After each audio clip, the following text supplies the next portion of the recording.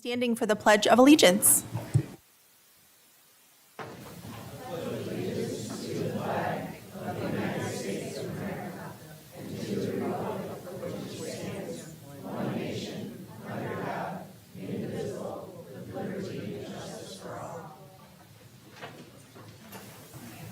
Thank you.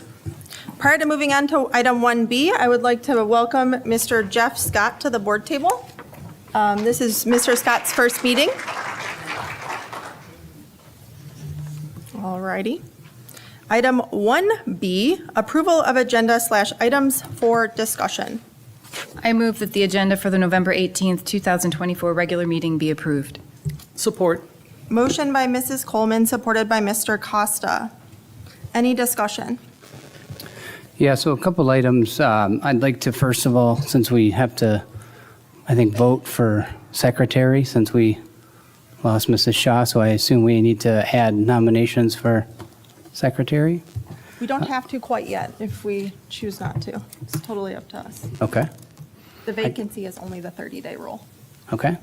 I guess I'll move then that we do add those to the agenda. Secondly, I did send a list of policies today for the board's review that I'd like to add to the agenda. If you'd like, I can read each policy separately, or if you want, I can capture it all as one motion. So I guess with no feedback, then I will move to add the policies that I submitted this morning to the agenda. Can you I list the second. policies?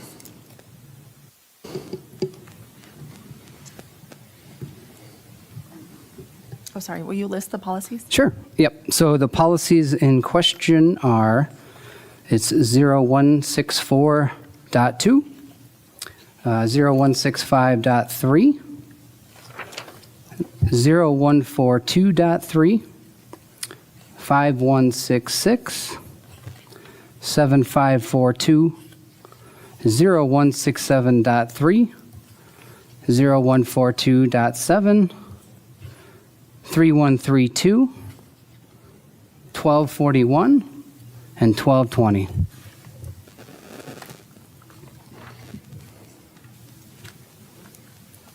And again, those would be to add to the discussion. Are you amending the current motion on the table? From the original motion to a new motion? Okay. Oh. Would you like me to amend the motion? You need me to read those again? I think it's going to be easiest to just work through process that way, as opposed to voting on one, moving to the other, because then we would have to come back either way. You get what I'm saying? No. So we can vote on the original motion, but then he's going to have to make a secondary motion. So we can do that, or he can amend said motion. You get what I'm saying? So you wanting me to amend it to add to the discussion? Is that what you're asking? Yes. Okay. So I will amend my motion to add the previously stated policies to the discussion. Okay. Does he need a second? Oh, okay. Glenn's got that. Yep. I had two that I had sent very late in the day that I wanted to add for discussion as well. I don't know if you want to talk about that now, or this motion's on the table and we're, I think it would have to be a separate Gonna have to amendment be a of second the amendment. current motion. I'll amend it separately then. Okay. Okay. So there's an amendment on the table by Mr. Keller to add 10 policies to the discussion item for today's meeting, supported by Mr. Gogolewski. Discussion. Did we miss the secretary nomination? Did you put that on the table too? Can we take that separately? Yeah, so it was a separate motion. Okay. Do you want to start with the policies or the secretary motion? We can start with secretary since I said that first. Okay. Are you taking them all together or separate? So, once again? What's your question? Two I'm sorry. separate amendments, correct? The first motion was to take nominations for secretary. The second motion was to add the policies. Okay, we're going to start with item 1. Mr. Keller moved to amend the agenda to add taking nominations for secretary. Was there support for that amendment? I saw support for this one. Second. My second. Seconded by Mr. Gogolewski. Discussion on that item.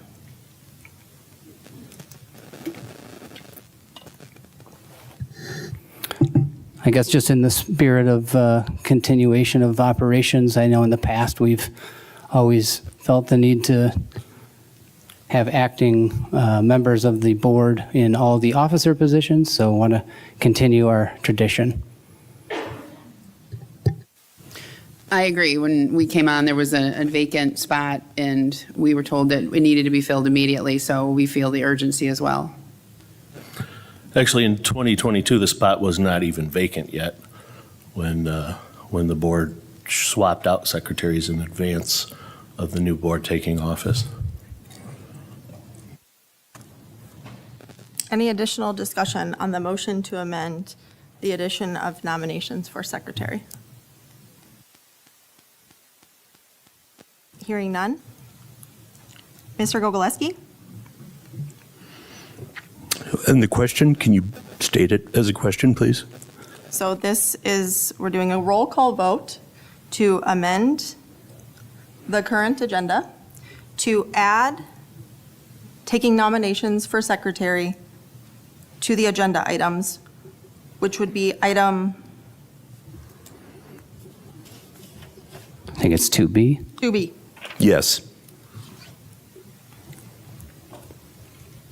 Mr. Scott? Yes. Mrs. Coleman? No. Mr. Keller? Yes. Mr. Costa? No. Mrs. Blondeel? Yes. And I'm a no, but that motion does pass. Okay, I'm going to move back up. Mr. Keller? Can you please restate your motion just for the record so that everyone's Sure. aware of what they're voting on? Do you need all 10 numbers? I got them written down. Okay. All right, so I move to add to tonight's agenda to discussion items, so 3B, the addition of the 10 policies previously listed. And Mr. Gogolewski supported that. Correct, Mr. Gogolewski? Yes. Gogolewski? Okay, discussion. Well, I guess before I vote on it, I know, Greg, that you sent this out like this morning at 10, and quite frankly, I haven't even had a chance to thumb through all 10, let alone look at what you're changing or not changing or adding. So I struggle with putting this on as a discussion item when we literally have had less than, 10 hours to even decide. So I'm wondering, did Mrs. Glaybach, did you offer this up to her last week, or was this something that just came about like this morning? No, I wasn't able to get them in prior to Thursday's packet going out, so I did try to send them out as soon as possible, so that way they would not be displayed here in today's meeting. But again, these are just discussion items. I'm not proposing we add these as action items or that we vote on them today, but do want to get them out so that there would be an opportunity to, again, take the next 4 weeks to review them and then officially vote in December's meeting. I think a lot of, or many, I should say, policies that are here, I think we've seen some version of in the past, so I don't think you'll find a lot of issues where you need to ask too many questions, but obviously I'm available to take any questions or have meetings individually over the next 4 weeks so that you have any questions that you may have answered. Personally, I have not been able to read any of the policies sent today, and Greg, I was very upfront with you about that. And furthermore, I don't know that I've been able to give Mr. Scott any of these policies because I just received them today as well. We do have a active bylaw 0144.2 that recognizes that we as board members should endeavor to make policy decisions only after a full discussion at publicly held board meetings. I'm not sure how I can have a discussion on something I haven't read. Well, we can review the whole policy and then talk about some of the changes. But don't you think it's prudent that we read them and come prepared? Yeah. Like I came prepared with my curriculum questions? And we'll read them, and we'll go over them. We'll go over the changes, and then we can ask questions, and then throughout the month, other questions can be asked. Did you bring copies? No, I did not bring copies. That's why I sent them to you in advance. So I don't it know if was- Renee or Chuck made them, but Okay. Any further discussion? Just a comment that, and I shared this with Greg via email, that I find it poor form to send out 10 policy changes the morning of a meeting and not give anyone time to prepare. So I appreciate that you sent them out as quickly as you could once you got them completed. You said you tried to meet the Thursday deadline. I get that. It's just, I think it's poor form to do it last minute like that. Just wanted to say that. I think that gives plenty of time to review over the next month before any action items are voted on. I find it, as a new member of the board, I find it kind of surprising that there's members of the board who, for years through COVID, refused to share any policies with parents or the public until after they were passed. I mean, that's pretty rich. The first time I asked to view policies prior to them being voted on, I was told I could FOIA it after it was approved. So in this case, Mr. Keller is offering up at least 30 days' notice to the board and plenty of time to get this published for parents, community members, so they can speak to it in the call to the public in the December meeting, which is, I think, more than we've offered over the past. So I would be prepared to enter discussion today. We've also had more important documents rushed to us with far less than 30 days. So Any further discussion? Hearing none. Mr. Gogoleski? to amend the agenda and discuss, yes. Mr. Scott? Yes. Mrs. Coleman? No. Mr. Keller? yes. Mr. Costa? No. Mrs. Blondeel? Yes. And I'm a no. That motion passes.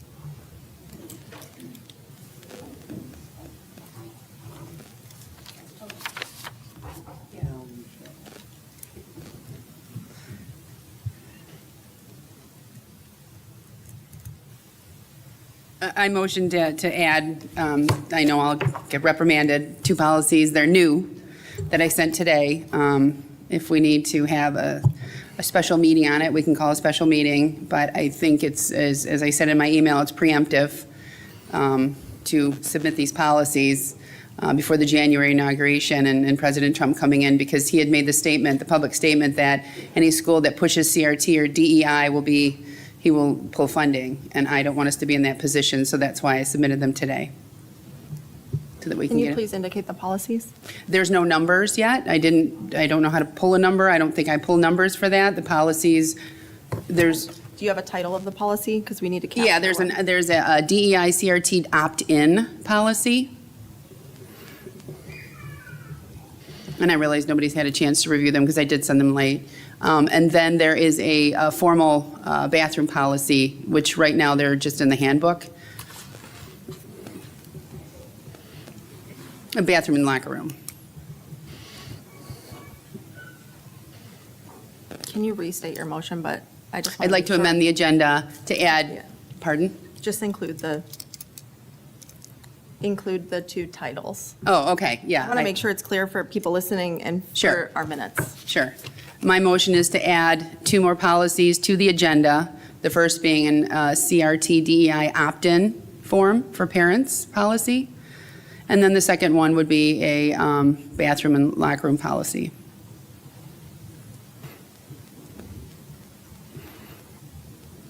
Which neither of we don't have either right now, so they're not being amended.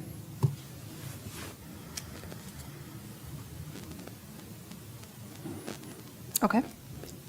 Thank you. Is there support for Mrs. Yeah, Blondell's anybody motion? motion? Support, Thanks.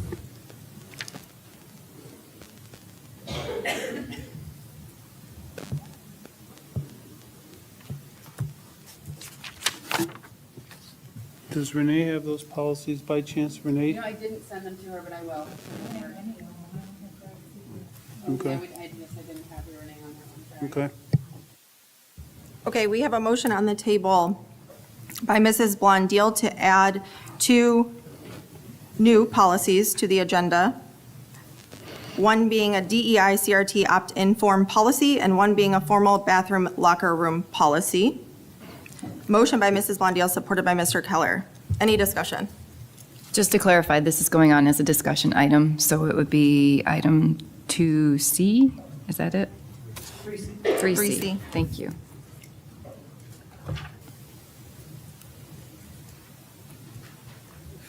So again, I guess my only concern here is I'm just wondering why this didn't come out prior, that Mrs. Glaybach didn't get this last week. Is it just something that you were working on and? Yeah, for me, yes, I wanted to get it in earlier, but I was not able to. Okay. And I agree that it was late, so I apologize to the board for that.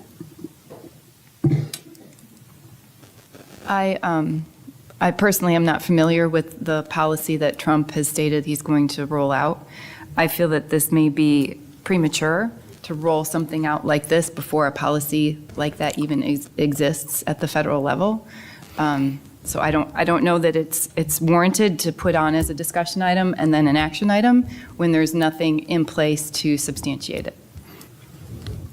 I think that, that was the preemptive portion of it, but I think it's important to understand that the parents should have full visibility to everything, and opting out of DEI CRT may not be the way to go. It may be an opt-in policy. That's all it is. It's an opt-in policy.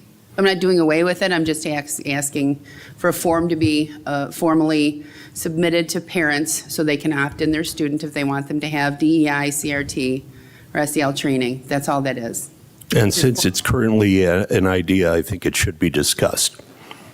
Can you also send whatever you're referencing to the rest of the board?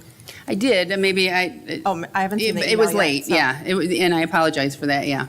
So I did, and I'll forward it to Renee. I would love to see the discussion, especially as it relates to the DEI. I mean, that's obviously, you've heard me from the other side of the table talk about this repeatedly. I think this board needs to have an open discussion about how it plans to address this. Obviously, there's been some movement to start training DEI to every single student in the district, and we need to talk about what that looks like and what the policy is. And this board has really failed over the last 2 or 3 years to write any policies as it relates to your agreements or our agreements with the Department of Justice. And there has been outcry from the community, from the parents, from citizens, that they want more accountability. And I think that this is exactly what the people of this community are looking for, is accountability when it comes to our relationship with the DOJ and teaching DEI to all Hartland students. So I would definitely support having this discussion tonight. I did get a chance, I know it was late, but I did have an opportunity to quickly read through. I didn't find there would be too much language to go through, so appreciate you sending that out in advance. In general, I find, I agree with Mr. Scott. I'd like to see this board have more discussions out in the open, and therefore the fact that we're, again, not voting on anything, it gives an opportunity for the community to then also provide more input that maybe wouldn't be had if everything had been discussed, privately and then we come and vote. So I know personally I will always welcome discussion, even if it's something that maybe I'm not thrilled about, but I think we owe it to the community to have those discussions in an open forum, so. Like, I'm all for discussion. I just struggle with how do I have discussion on some policy or something I haven't seen. So, I'm open to discussing whatever we want to discuss, and I think you're right, the community should hear our discussions, but I'm just wondering how do we do that with a policy or create a policy that I haven't seen yet, so. In full transparency, I just have to be honest about something that I think is going to need to be at the forefront of our minds. I think oftentimes when we have, when we don't have thorough discussion and we make it to the action item component and we have a bunch of edits that we're trying to push through in the action item, it makes it very hard to articulate a final policy or a final whatever it is in that respect. I think we've gotten caught up a couple of times where we've tried to make changes at the action and it's either not clearly articulated. And so I think, while I'm all for robust discussion and certainly came with my questions on the discussion items that were at hand, I think we need to think about the changes or any perspective changes being part of that initial discussion so that once we get to action item, hopefully it's something that's actually a clean version and not necessarily something we're editing at the board table unless it's warranted. You get what I'm saying? So can I change my motion and maybe motion to put as a discussion item, a special meeting to review the policies? We could do that. Instead of trying to, rush through them, we could have a special meeting, invite the community and discuss them at length and give everybody a time to review the changes or ask questions, and then we can have a meaningful discussion in front of the community. I wouldn't be, if anybody was opposed to that, or can I change my motion? You can. I think that Mr. Keller would also have to change his, and it would have to, a changed motion would just need a 2/3 vote. Just want to, after an item has been added, so. Well, I think, President Glayback, you kind of highlighted the whole point on why we need to have this discussion today, because I think, we can all kind of talk individually and we, make edits and tweaks, but then we try to culminate that into one policy, but there's not the larger group having conversation, and this is really our only opportunity to do that. And while it may be a little bit clunky to do it like that, but I think at the end it results in more efficiency from the board because we can then incorporate everyone's thoughts versus kind of offline trying to interpret what we think somebody might like. So to me, we're kind of proving the point on why we need to have these discussions. Sure. I agree that having the discussions, that's great, but how I don't feel equipped or prepared to have a thorough, decent discussion to be able to present whatever my feelings or opinions are on the issues or on the proposed changes, since I've barely looked at yours. I printed some of them until my printer ran out of ink, and then I haven't looked at yours. So it's like, how can I even have a discussion to put it on the item, on the agenda as a discussion item today if I haven't even seen the material or been able to absorb it or to look for precedents for the changes that want to be made or anything like that? So I get it. I get adding it as a discussion item. I get having the discussion, but if I'm not prepared to have that discussion, and I don't think at least a few of us at the table were not prepared. We aren't. So, and we weren't given the opportunity to be prepared. So can we have the discussion at the next meeting and then vote on them? Because I need time to prepare.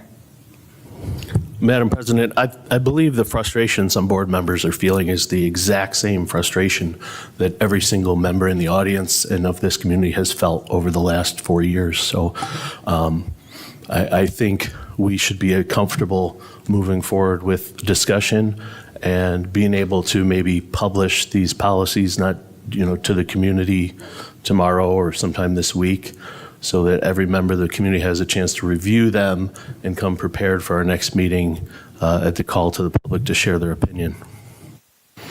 I also think, too, this kind of points out a couple of bigger problems. One, whenever we have a policy change, I don't understand why we don't take advantage of our technology and display it for the entire crowd to see. Secondly, much like other districts who do have more than one meeting per month, I think this kind of shows perhaps the need for that as well. I think I can agree with you when there's a vast majority of policy. For instance, say we're 10 policies, that's a lot. Mm-hmm. Perhaps there needs to be a meeting focused just on policy and not everything else. I mean, I know we have a school presenting today, we have other things happening. I would also be interested in, and this isn't part of this discussion, so I don't want to couple it with this discussion, but other boards also have policy committees. And is that something that we want to consider, whether that's current existing policy and how we navigate changes, or how we navigate changes with new policy, and so on and so forth. I think Food the for thought. policy committee idea is just an extra step for taking up time. I think there's 7 of us. I don't think a committee is necessary, but I do think that time given would be a good idea. Agree. And I think that personally, many of you might not be, but I'm a visual person. I need to see it. I need to read it more than once. I need to write down my questions. And I like to be prepared. Well, we're just having a discussion. We're not making any decisions, and we still have a month to contact each other, ask questions, ask all kinds of questions, and I'm kind of surprised that 1 month isn't enough. Well, I don't think it's a matter of a month. I think it's a matter of tonight we're supposed to discuss something, and this board has preached transparency, and the public doesn't even know what we're talking about because it's not in the packet, because it was delivered at like 10 o'clock or something this morning. And I'm not sure when yours came in, Ms. Blondell. It must have been after 3, because I didn't get a chance to look at my Hartland email after that. So I don't think it's a matter of people not wanting to discuss things. It's a matter of us being prepared to have a conversation. Like, I honestly don't know what I'm going to be talking about here in a moment. And the public, again, has no idea what these 10 policy changes are. So I just, again, we can have discussion, but it would be beneficial for the public to know that we have an idea of what we're talking about. I also just want to pose a question to the board, and, should our call to the public feedback on policy be when it's a discussion item or when it's an action item before us to actually take action and implement policy? Ideally, it would be on discussion so that we can incorporate, if there are changes, sometimes there might not be, but if we're giving them the opportunity to talk when it's an action item, how are we taking that feedback into consideration? It's impossible. There's other examples of us not being given, we've been in situations where, I've been in a situation where I haven't been provided all of the paperwork that we were meant to vote on or have discussions with. So it's nothing new. I think that if we do want to present some of the changes, we can talk about it. I think we're all smart enough to have a discussion about it. That's what it is. It's not necessarily just, back and forth, but I think that, there's not that many changes. It's, and Greg's got some logic behind it. I don't see why this would be any different than some of the other times I've been lacking information or being told, like, well, you can call each other, right? I mean, that's what I've been told a lot is, well, Repeatedly, we've been told that, yeah. Yeah, if you have any questions, just call each other. So I don't feel, yeah, many times. Trustee Blondell, would you be willing to read your policies aloud during the discussion? Well, I could, absolutely. All right, thank you. I mean, we haven't voted on it yet, but I mean, we're still in discussion points about this. I don't see, again, I've been in a situation where I haven't had all the details either. Well, and, just one last thing, with all due respect, there have been times where I've submitted things prior to the packet being sent out, and it was refused to be added to the agenda. So, I mean, it seems as though, yeah, there's legitimate concern that you didn't get it on Thursday, which is, okay, I would have liked to get it, but there's no guarantee that it would have been added, so.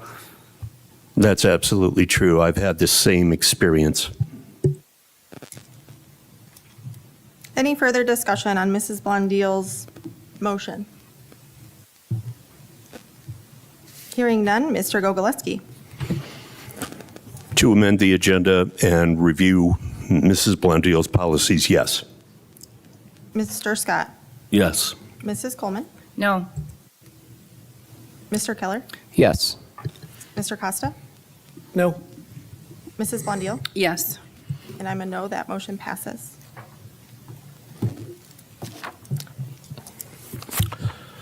Madam President, I move to add a discussion item regarding the disruption of transportation services for Hartland Consolidated Schools to discuss the district's plans to address this ongoing concern. No policy, no action, just a discussion at the board. Thank you. I second.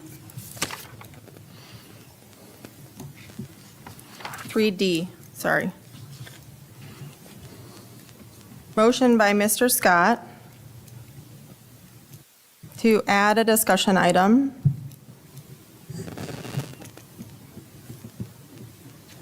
of transportation. It was the ongoing disruption in transportation.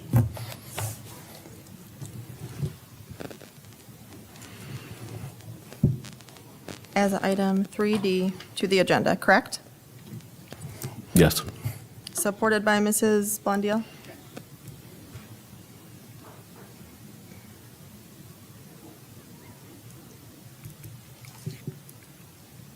Any discussion? So just to clarify, this was only a discussion? There's no policy or any other related? No policy. I'm hoping that as a board, we can have a discussion about the district's plans to solve this problem, maybe give some directives to the superintendent or ideas, and possibly ask for some sort of ongoing report back to the board and to the community as we work through this issue, because it's one of the largest issues facing the community right now, especially those who rely on bus services. So it's really important, and having been talking to hundreds and hundreds of parents over the past several months, this is at the top of almost everyone's mind, and we're experiencing, again this week, further disruptions. So I think we need to talk about it. So are you, Mr. Scott, are you just looking for a clarification from Mr. Hughes as like to what the district is doing? No, I think we've heard from Mr. Hughes.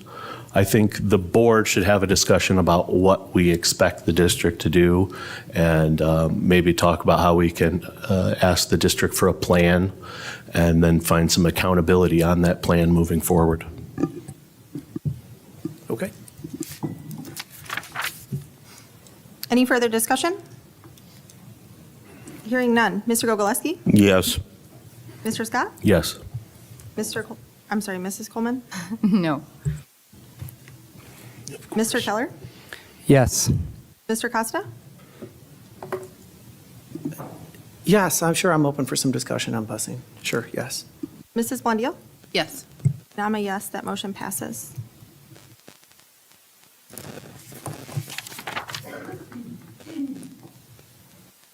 Guys, bear with me because I'm going through with a handwritten agenda, so it's going to be a little slow.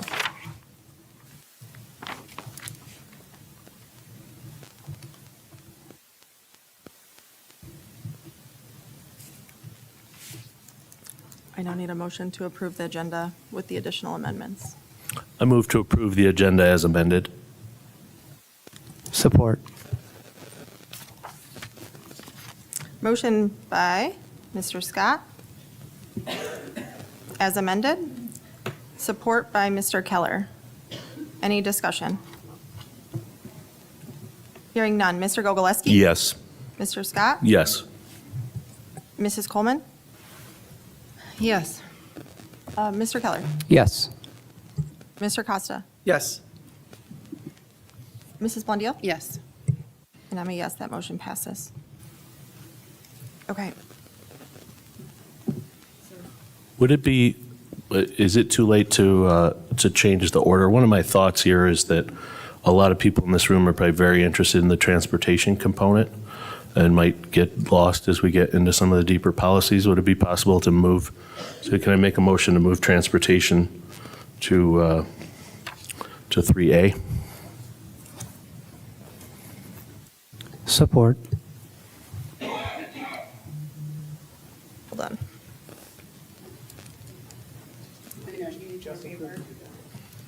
We just approved the agenda, so any changes, just full transparency requires a Two-third. two-third vote.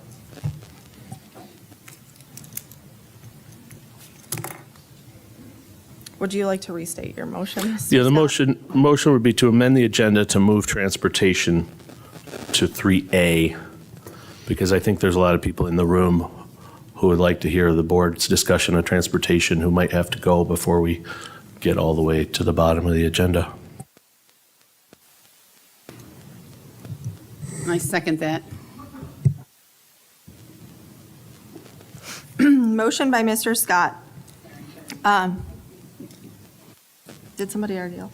Did Yeah, you? Keller already did. Oh, sorry.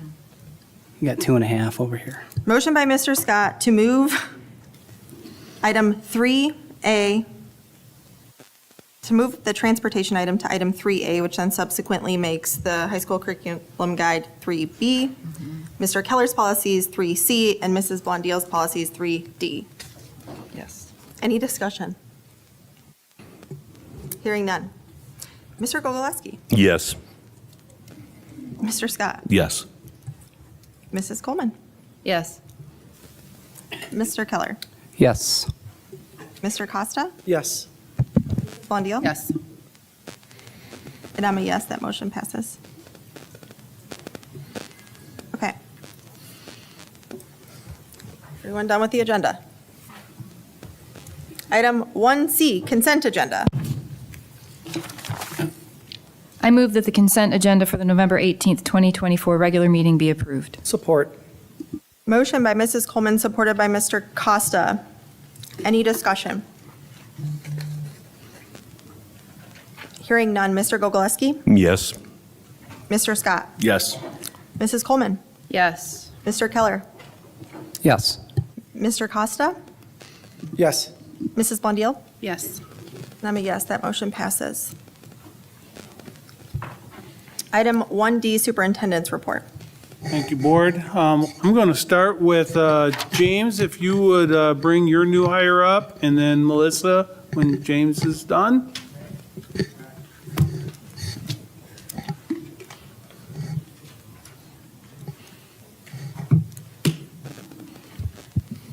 All right, good evening. I'm excited to introduce you to our new high school counselor, Miss Rebecca Perozek. Rebecca joins us she was originally with South Lyon East High School when they opened South Lyon East as a counselor, and then moved to Birmingham Seaholm Schools. After that, she took some time to be a mom, and has recently been working part-time as an application review specialist with the University of Michigan Ann Arbor, which is pretty cool, and doing some tutoring with the Brighton School District. We are extremely fortunate to find Ms. Perozek. She's got a wealth of experience.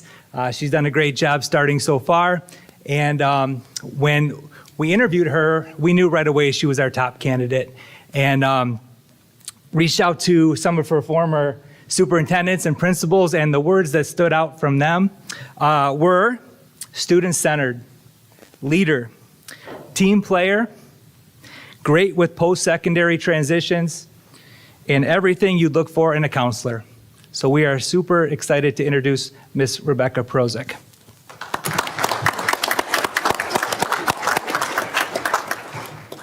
Good evening. Thank you so much for giving me an opportunity to restart my career or continue my career here in Hartland. The team at the high school is wonderful.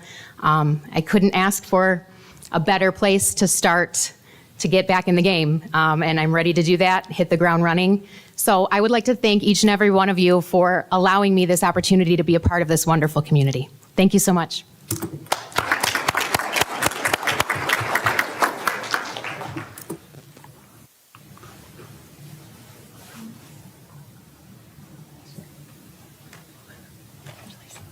Still doing good, that's good.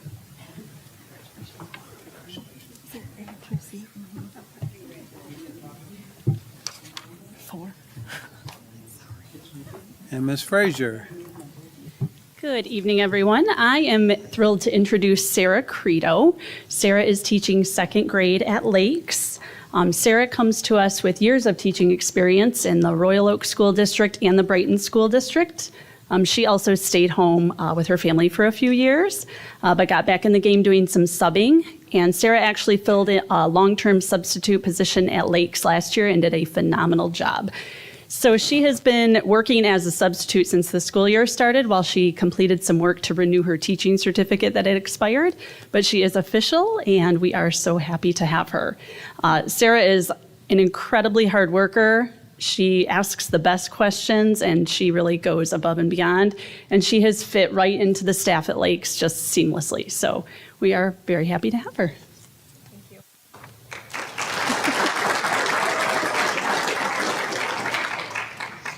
Good evening. I too would just like to thank each and every one of you for this wonderful opportunity to be part of the Hartland Consolidated School District. I'm very excited to be here and looking forward to the rest of the year and the years to come. Thank you so much.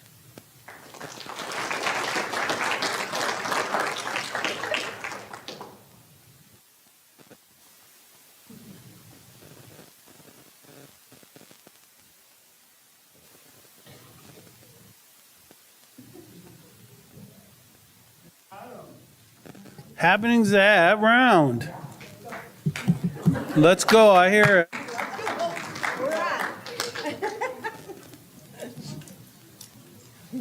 They're going to come up here to support Mr. Fluhart. And then as soon as we're done, they're going home because they're going to be tired. Okay. Just set that stage.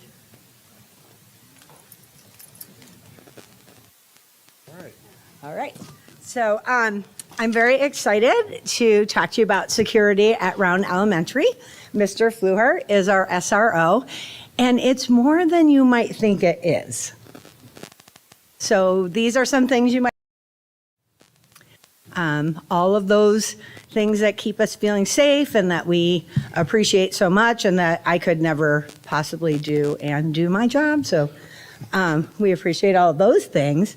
But here's some things you might not expect. Mr. Fluhart is part of our community, and he loves children, and he's great with staff. And he builds tons of relationships. And in the morning, our K kids welcome students to school with music and pom-poms. And this was a particular morning where they were super excited to have Mr. Fluhart join in. So just thought that was worth seeing. Oh, I got a backspace, sorry. Here's some unexpected highlights, and I'll let him talk on the next screen about some things, but he often gets pulled into things like potty patrol and quarterbacking and finding lost sweatshirts, so. Here's a few things that kids have said to him, and I'm gonna let him talk about this screen because it's great, so. How are you, everybody? Thanks for the opportunity to speak here. I'm excited to do it because, you know, when you brought us in to do this, everybody knows why we're here, but we want to talk a little bit about some of these things that you probably didn't expect, and it's been an experience for me. So as you can see up here, if you can see the board, just some of the things the kids have asked over the now year and a half I've been there. A little boy came up and said, Mr. Flew, do you have any other clothes? I'm like, because I wear this every day. And I'm like, well, yeah, I have other clothes. He says, well, where do you keep them and where do you sleep? Like, there's no bed in the office. Like, they think I live there, apparently. So things like that are funny. The first day out, I came into the school last year. First day on the playground, I walked out, and there was a young man. I don't know if I can say first names, but. Don't say. Okay. If you knew the school, you would know the young man I'm talking about. So I walk out, and they're playing soccer, and I'm just kind of looking at things. This little boy looks at me, very confident, looks at me like, get over here, like calls me over. So I walk over to him, and he says, who are you? So I tell him. He tells me his name. I'm like, okay. He goes, well, I'm the goalie, and I'm going to need you to be my water guy. I'm like, okay. He goes, and I'm not exaggerating. This is how it went. He goes, this is how it's going to go. I'm the goalie. When the ball goes down that end, I yell water. You throw me the water bottle. I take a drink. Before the ball comes back, I throw you back the water. The only thing missing was like capiche, you know, like a little mob boss. It was funny. So the people from Round probably know who I'm talking about. Great kid. Another little boy, same day, first day last year, comes up and he's looking at me, asks me, you know, who are you? I tell him. He gets real inquisitive looking, kind of like he's interrogating me. He says, what's your favorite dinosaur? So as luck would have it, I have one ever since I was a kid. So I tell him, well, Triceratops for sure, because he's the best. And he looks at me like, oh, okay, this guy's all right. So from then on, we've had a great relationship. So just funny things like that have happened. My family often asks me, tell me something funny that happened to my son and my wife. So I thought a few of those stories would be funny for you folks. It's been an amazing experience. The relationships built with the kids, with the staff, the things I've seen at the school, like in law enforcement. You know, I'm retired. I did 27 years Farmington Hills. Great career. Worked with staff, or teaching staff, administrators over the years on different things many, many times. And you know, everybody knows teachers are great. Everybody knows that. But until you work inside and see how a school works from the inside, and you see what goes on every single day and what the teachers do, the amount of time and effort, you know, of course that's their job, but the way they do it with the love and compassion, and I don't know how they don't show frustration, because there's times where I'm frustrated, but you watch them, the kids will never know. The kids have no idea they're frustrated, and I've seen that so many times. I'm sure they talk with their friends in the lunchroom afterwards, but the kids never know. So it's been an honor to do this. I was going to go through and tell my whole bio and things I've done in my military career, my police career, but without saying all that, I did want to say, though, that this job has been probably the most rewarding job I've ever done. And I truly mean that. To come there and watch over these kids, help the staff. I've had several staff members come to me in the last year and a half thanking me for being there, saying how it was a concern for them, safety and, you know, what could happen. And I was surprised at that a little bit. In Hartland, a community like Hartland, I wouldn't think that would be a major concern, but it is. So to be able to look up for the kids, help the staff, let them focus on teaching and do what they do, has been a great experience. So, and I've seen it with this staff here. Look, they're all here for me. This is amazing. But I've seen what they do, and it's incredible. Just each and every one of them are just incredible people and amazing teachers. So thank you for the opportunity to do this. And like I said, it's been one of the most rewarding things. You know, I had somebody ask me one time, aren't you going to be bored? They actually, the teacher told me, like, we're afraid you would be bored and quit. And I'm like, you know, boring is good. I'll take boring any day, because if it's not boring, it's a bad day. So that's how I look at it. But thank you again for everything. If any of you have any questions for me, please feel free, and we would entertain that. Before you stop, I want them to read some things kids have said about you. I think they're super fun.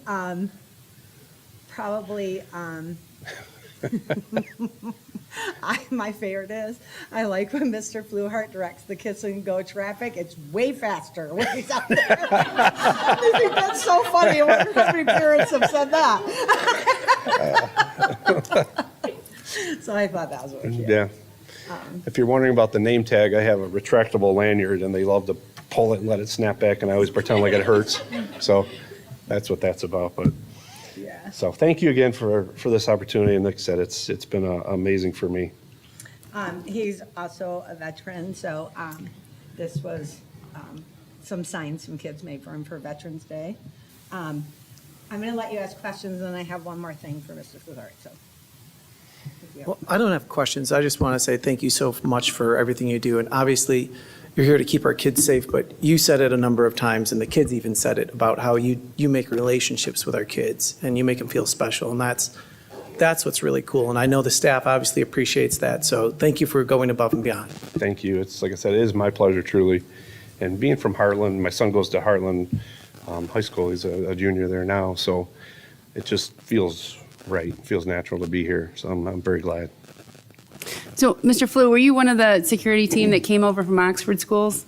Yes. Okay, 22. so I had a 3-hour conversation with Jim, Yes. and he couldn't have said, I mean, that's one of the reasons why I brought you guys to the board, because he knew he was going to lose some of you, and he was sad about it, because I don't know if a lot of people know that the Oxford schools, he was there.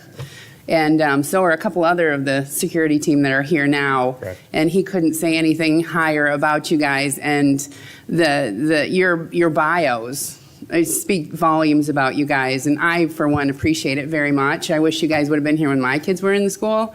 Yeah. But I guarantee that all the parents love you and love their security guard at their school. So thank you so much. Oh, thank you.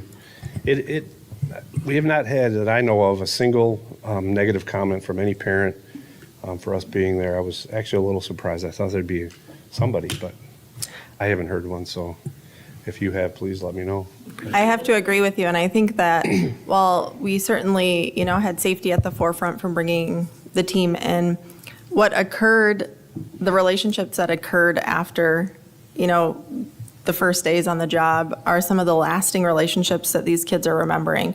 I mean, you ask a kid, what was your favorite part of the day? And half of the time it's interacting with you all and just, oh, so-and-so played softball with us or basketball or whatever it might be. And so thank you for all that you do and for taking the relationships with the children seriously.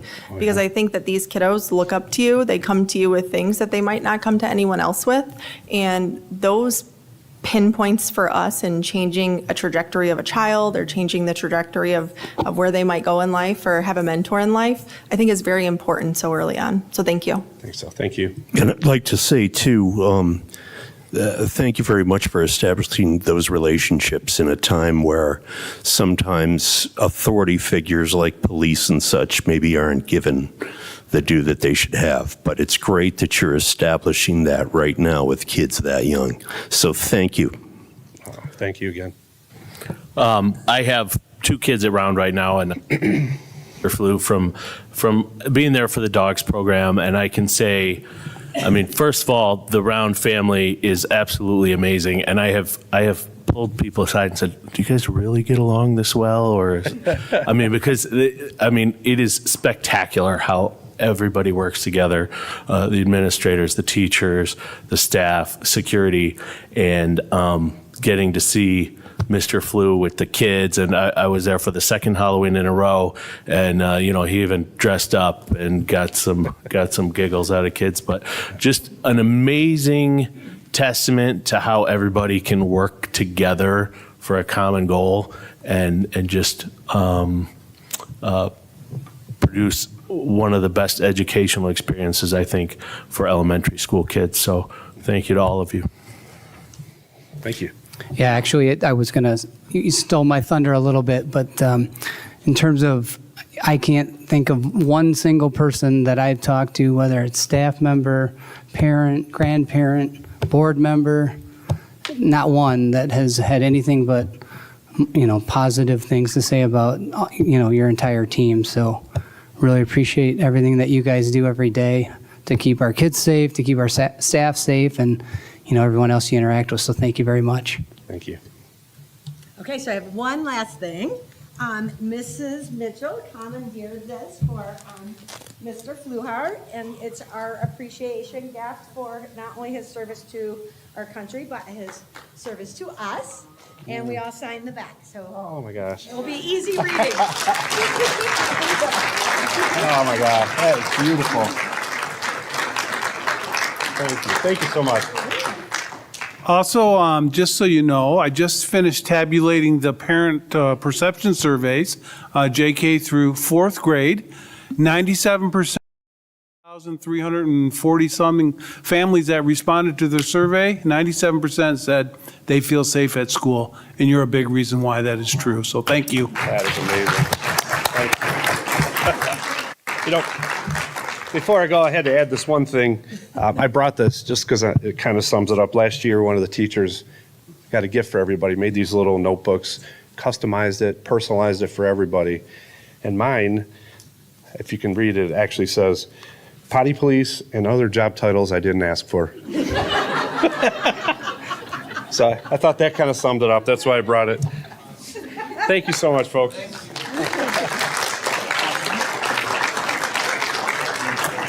Thank you all. All right.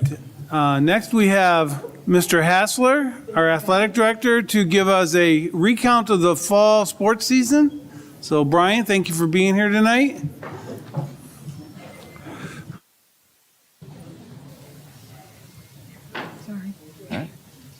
Thank you, guys. I guess it's appropriate for me to follow such a really good team. So,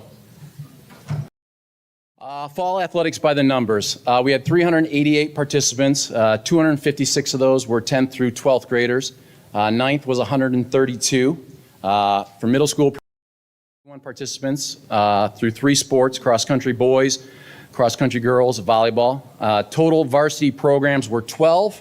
Middle school programs 3. Total teams were 27. Started tabulating this in the last 2 years of just kind of the numbers of our rostered athletes to kind of show you the demographics as we go across.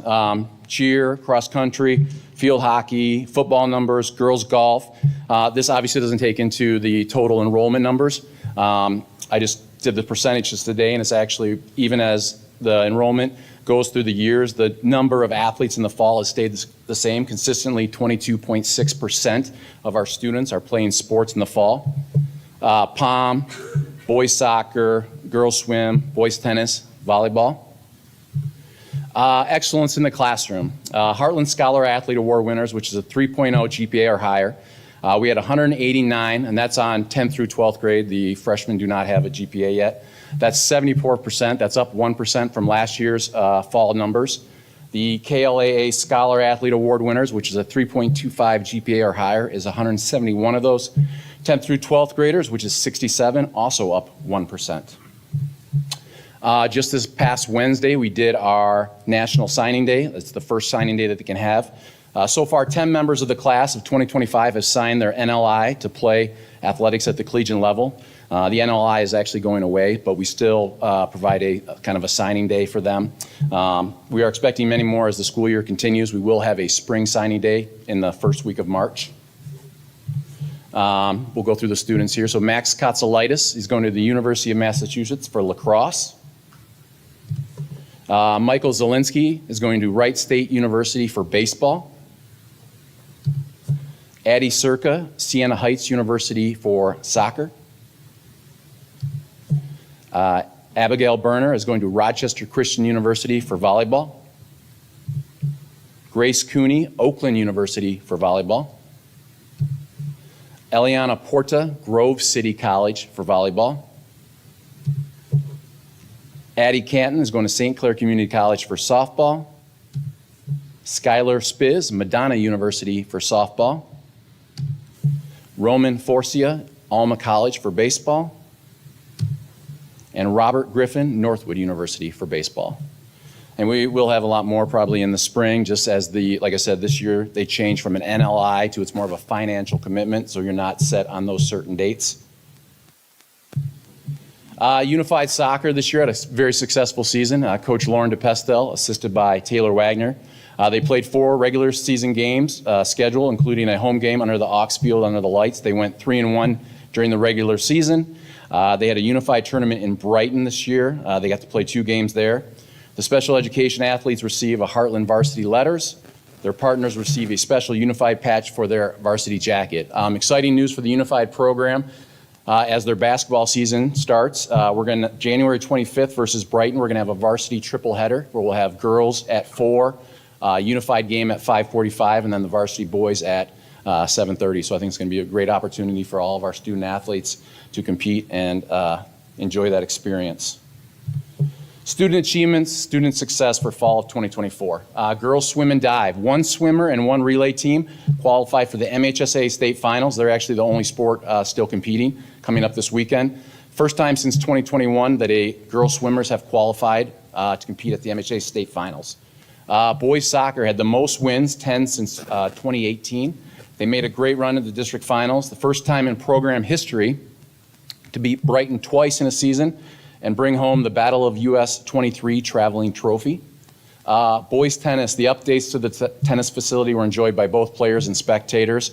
Ben Kraus was first team all-county. That's the only all-county that's been actually put out so far, so more sports will be receiving those, but I wanted to get Ben his honor.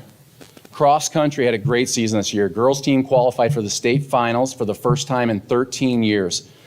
Special acknowledgement to Coach Matt Gutteridge and his staff for hosting the KLAA Conference Championship at Manly Bennett Park. The difference for them making the state finals this year was 1 point. Zoe Howard at the very end passed in front of a girl to move them up by 1 point. So the last runner was able to get them to that next level. Middle school cross country, girls cross country team were the KLMSL League champions. They received that trophy for the 3rd year in a row. Shout out to Mr. Bliznik, as this is his last year coaching cross country. He's a phenomenal mentor for these student athletes and has done a great job in his time. Events this year, gold out fireworks. We had band, cheer, football, and pom that met with our honorary captains. Haya Night was another successful night, which included performances by pom and cheer with our Haya student athletes. Multiple teacher appreciation nights by our teams, which I think is a great tribute to those teachers that are in our building that are making impact with our student athletes. State bank athletes, we had 14 athletes recognized for their performance this fall. Student leadership, we had opportunities, our Eagles Reader Assembly over at Village, the football team reading to the elementary schools, and the captain's leadership meeting, which we just started this fall, where we're meeting with all of our captains, not just athletics, but in the school. And we're going to do that each season to kind of build the culture in the school. Chasing titles, here's a picture of our girls cross country team after the regional meet that they finished third and qualified for the states. A staff focus on student achievement, student success. Here's our boys soccer team holding up the US 23 trophy when they beat Brighton here. Obviously, we have two of our teachers, our coaches in our building, Mike Jenke and Andrew Kartsunis. Roll the credits. Fall 2024, Frank Wozni was the assistant AD this year, stepped in that role. He covers middle schools, has done a phenomenal job helping us to provide a lot more coverage for our student athletes, both at the middle school and the high school. Jennifer Sogg is the new administrative assistant. She's, again, taken on that role with gusto. She's done a phenomenal job. She's a former parent from the district, had two kids that have gone through athletics, one that's playing currently at the collegiate level, so she understands athletic, can really speak to those parents. Mary Reschel, I can't ever say enough about her. She does a phenomenal job. Melanie Call, website coordinator. Cal, actually I said that. Deb Cadman, concession stand coordinator. Rachel Wright this year did sponsorships, game day meals. Coaches, Wade Foster, Gutteridge, Taylor Wagner, all coaches that help out at our football games to make them run smooth. Teachers, Aaron Bell and Chris Foster, the voices at the football games and run the clock. Staff, Carrie Reese over at the middle school, another phenomenal addition to the staff. Obviously, custodial, facilities, and transportation for all they do. And I can't say enough about the admin staff at the high school and all the games that they cover and come and support their student athletes. Mr. Fitzgerald getting out to he got to every single team this year to show his support for them. So across the board. One thing that I didn't speak to about here that I wanted to speak to was the Gold Out event. I think one of the biggest things on that is this year we included and we incorporated pom, band, cheer, and football with our honorary captains, getting to meet all of them. And I think one of the biggest things, the takeaway, it's a great opportunity. It's a fundraiser for pediatric cancer. But the empathy, the first thing in the Eagles that we talk about for these student athletes to meet those, their fellow students, people in their district that are going through, the trials and tribulations that cancer has on families, I think is super important for our kids. And I think that's one of the most important things that we've done this fall.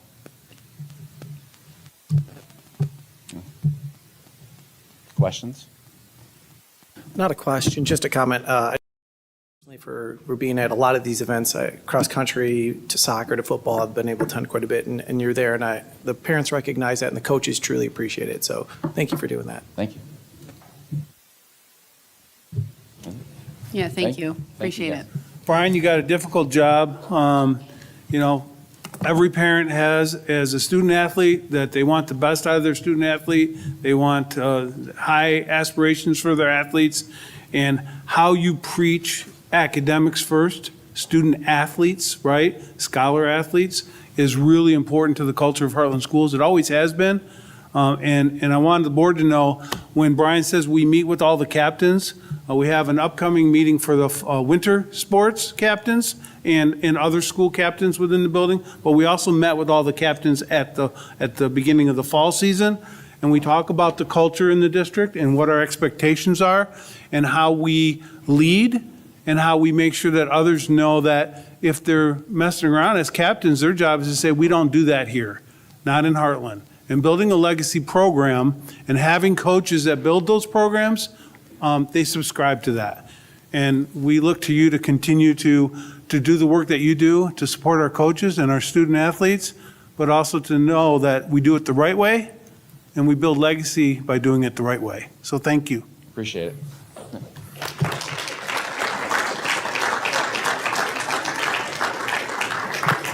So ends the superintendent's report.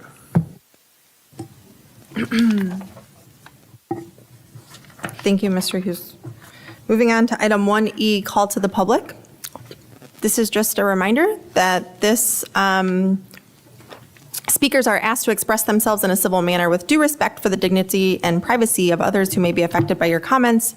Each speaker will be limited to 3 minutes, and no participant may speak more than once. At your 30-second warning, I will hold up this yellow folder just so that you are aware. We are working on an upgraded little shot clock here, like in basketball, the correct shot, to make sure everyone is aware. But for now, this is what we have.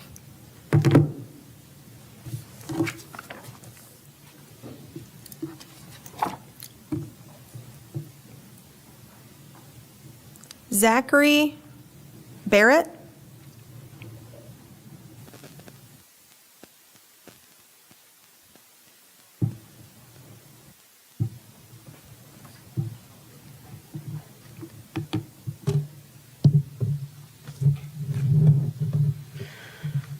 Just start.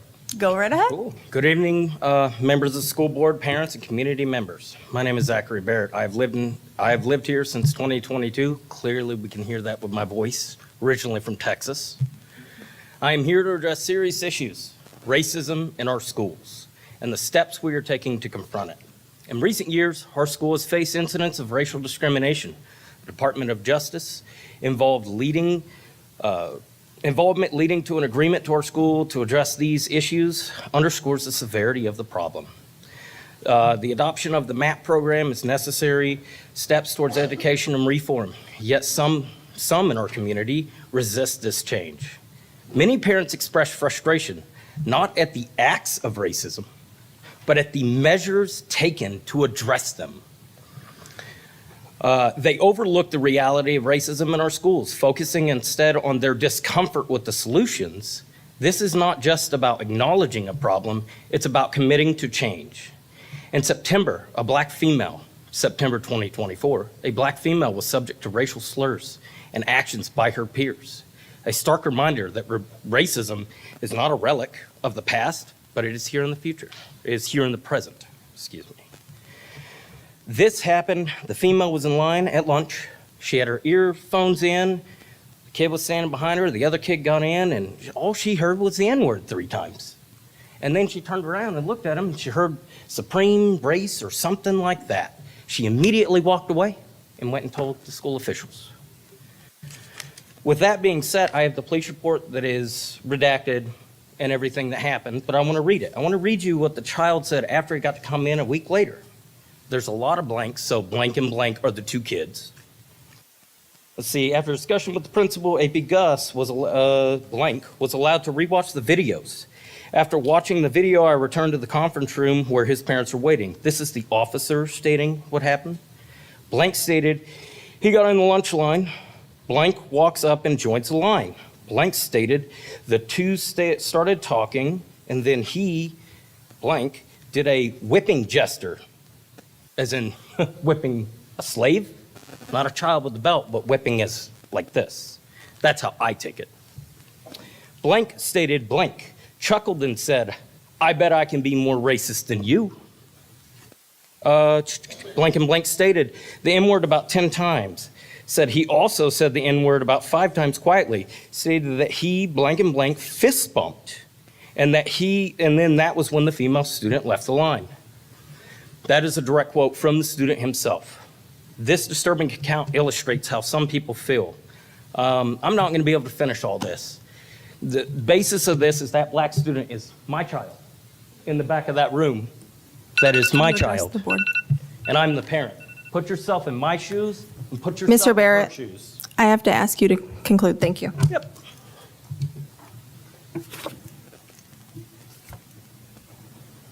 Jeff Campbell.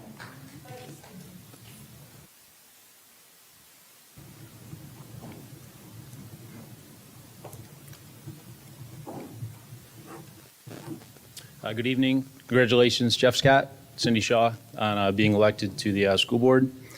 Being elected myself, I just want to speak little bit about that tonight and thank those who voted for me. The support was overwhelming, and I'll do my best to make you proud of your vote in years to come. I'd also like to address those that did not vote for me. It's with those individuals in mind that I'll serve on the board and make an effort to represent their interests as well. Finally, I'd like to address Hartland as a whole, as that's who we all are, regardless of who we voted for. We must come together in order for the district to move forward in the direction we all want it to go. And communication is key. It needs to be done respectfully and in the appropriate manner.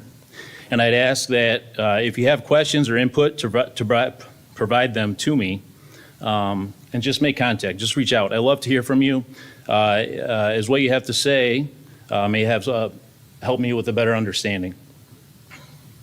I feel very fortunate to be elected to the school board and look forward to serving the district. That's it. Thank you for your time tonight.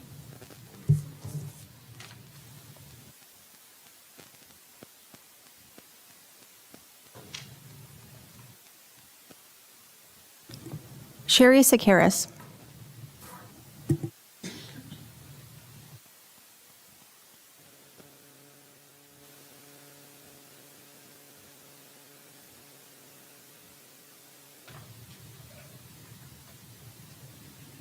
Good evening. I read my statement as always. I'm Sherry Zakaris. This is Mary Paulson, both retired staff members of Hartland. Kirk Taylor, who now lives in Georgia and a retired Hartland teacher, contacted me in September and suggested that we organize a first ever Hartland staff retiree reunion. The difficult part was trying to contact Hartland retirees. We worked hard and we were able to contact many people. Our reunion was held October 30th with 110 people attending. Among them were Pete Caroselli and his wife, Steve and Kathy Asemacher, who traveled from Missouri, Joe and Frank Del Vero, Ron Weston, Steve Livingway, and many other teachers, administrators, and support staff. We had a wonderful dinner catered by Brett and Lisa Hull, who are Hartland graduates. We decided to accept donations so we would be able to give a gift to the district that we all love so much. We fortunately ended up with a donor who paid all reunion expenses, and we were therefore able to use 100% of our donations toward our gifts. We raised $4,035. We contacted all of the Hartland schools and have already delivered their requests to their food pantries, except Ore Creek, which will be delivered tomorrow. Tonight, we're presenting $150 to the high school food pantry and $150 to the Legacy High School food pantry. We're also presenting $1,000 to the Hartland Optimist Club for their Adopt a Family fundraiser. After we learned of Gabby Golden's accident, we eliminated the planned teacher scholarship so we could give more to Gabby and her family. Then a few days ago, a former Hartland student, maybe some of you know him, Carrie Sue, sent us $500 for the teacher scholarship. Carrie is a doctor in Houston, Texas, and heard about our reunion through his former teacher and friend, Kirk Taylor. So we again plan to give a scholarship to a Hartland senior pursuing a teaching career. We're also able to give $2,000 to Gabby Golden's family. Unless you have worked for Hartland Consolidated Schools, you may never know how much this district means to us retirees. We remember the hard work, the ups and downs, all that it took to offer our students the latest and greatest innovations in education. Some of us have moved far away, some of us remain right here in Hartland and continue to support our children and grandchildren in the district of which we are so proud. Whether near or far, we all continue to care about our district, take pride in having been a part of its success, and hope it will always remain the premier district that so many people have worked so hard for. Please continue to put the welfare of all students at the forefront of your mind. During the hours we had your children, they became our children. We took their problems home with us every day and continued to try and plan the best way to help them, no matter the issue. Ms. Sakaris, can you wrap up? Continue to do this, and I hope they know how much they are appreciated. Sorry, I do.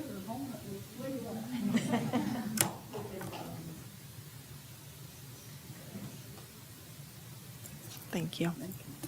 Thank you.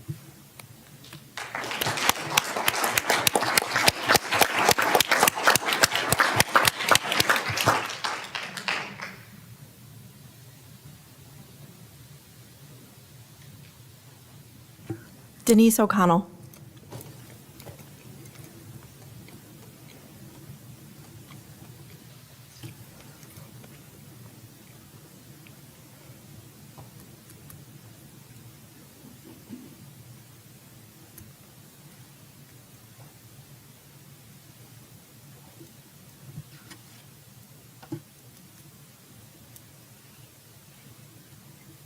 Good evening. Denise O'Connell, Hartland. First off, you're all arguing about the policies.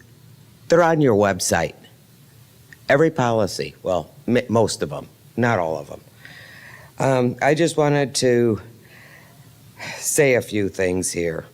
A lot has been spoken about democracy lately.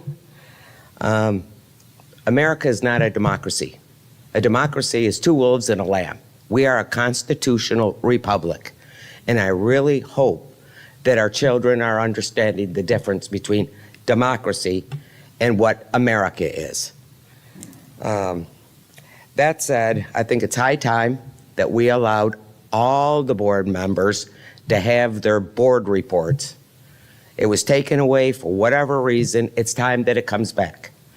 These are our representatives.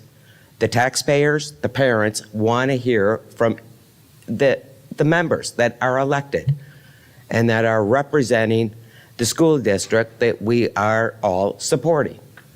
Please consider that. I think it's very important. And I would really ask, could you get better video for the people that can't attend? The video quality is atrocious when you're watching it on YouTube. Atrocious. The technology is in the school. Can you bring it into the boardroom, please? Thank you very much. And congratulations, Jeff, congratulations. Have a wonderful evening.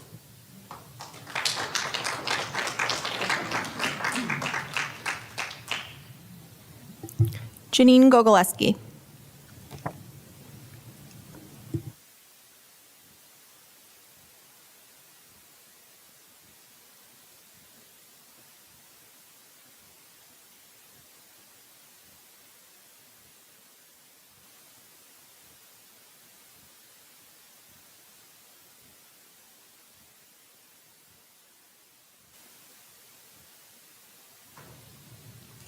Long walk. I'm Janine Gogoleski from Hartland, Michigan. I'd like to congratulate Jeff Scott and Jeff Campbell by their election to this board. And I'd like to invite all of you and all of you to the 91st annual Handel's Messiah on December 14th. This is performed at the historic Hartland Music Hall. This will be presented by the Hartland Messiah Chorus. Last year was a sellout. I personally invited every member of the board and got responses from some of you. Like you ought to come. I'd be happy to even buy you all a ticket. Kelly Foss will be the director of this spectacular show, and Richard Heldrop will be playing on the historic pipe organ. Tickets are available at the Cromaine Library. You don't want to miss this historical event. I'd also like to give a shout out to Cromaine Library for donating many like-new books to farms. Due to the elimination of our school elementary libraries, due to the wonderful STEM centers, but the libraries were eliminated, these books are being well used at farms. Our wonderful media para, Galena Rogers, teaches children how to check out books. The only way that children in our district now know how to check out books is either through Cromaine Library or through Farms Intermediate School. It's a huge thank you to Cromaine for donating these books. It's awesome to see the kids checking out the books and see their smiles. So just a shout out. Have a great night.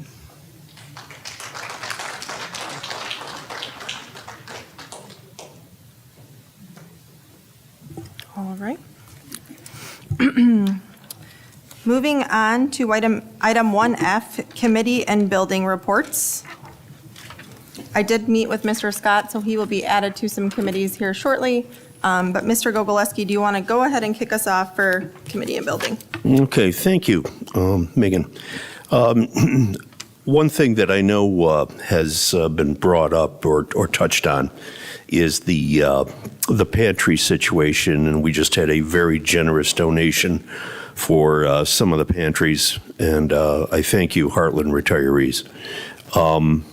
Along with that, please do not forget Legacy in that they are a fairly good user of the pantry, and sometimes we don't give them as much attention as maybe some of the other schools.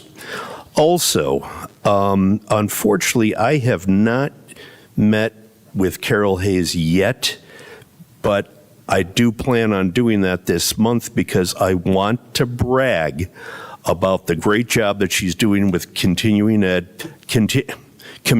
ed, I'm sorry, and some of the great offerings that they have. So I want to make sure that we can brag about that a little bit more. And by all means, if you have a chance, please take a look at some of their offerings. And I think you're going to be pretty impressed with the program that Hartland has. Thank you. Thanks, Mr. Gogoleski. Mr. Scott, I don't want to forget you, but you have no committees and no buildings. We know you're present at round. I was very excited that my first night on the board was the night that Round got to present, because I said when they were up here, it's a spectacular, amazing team.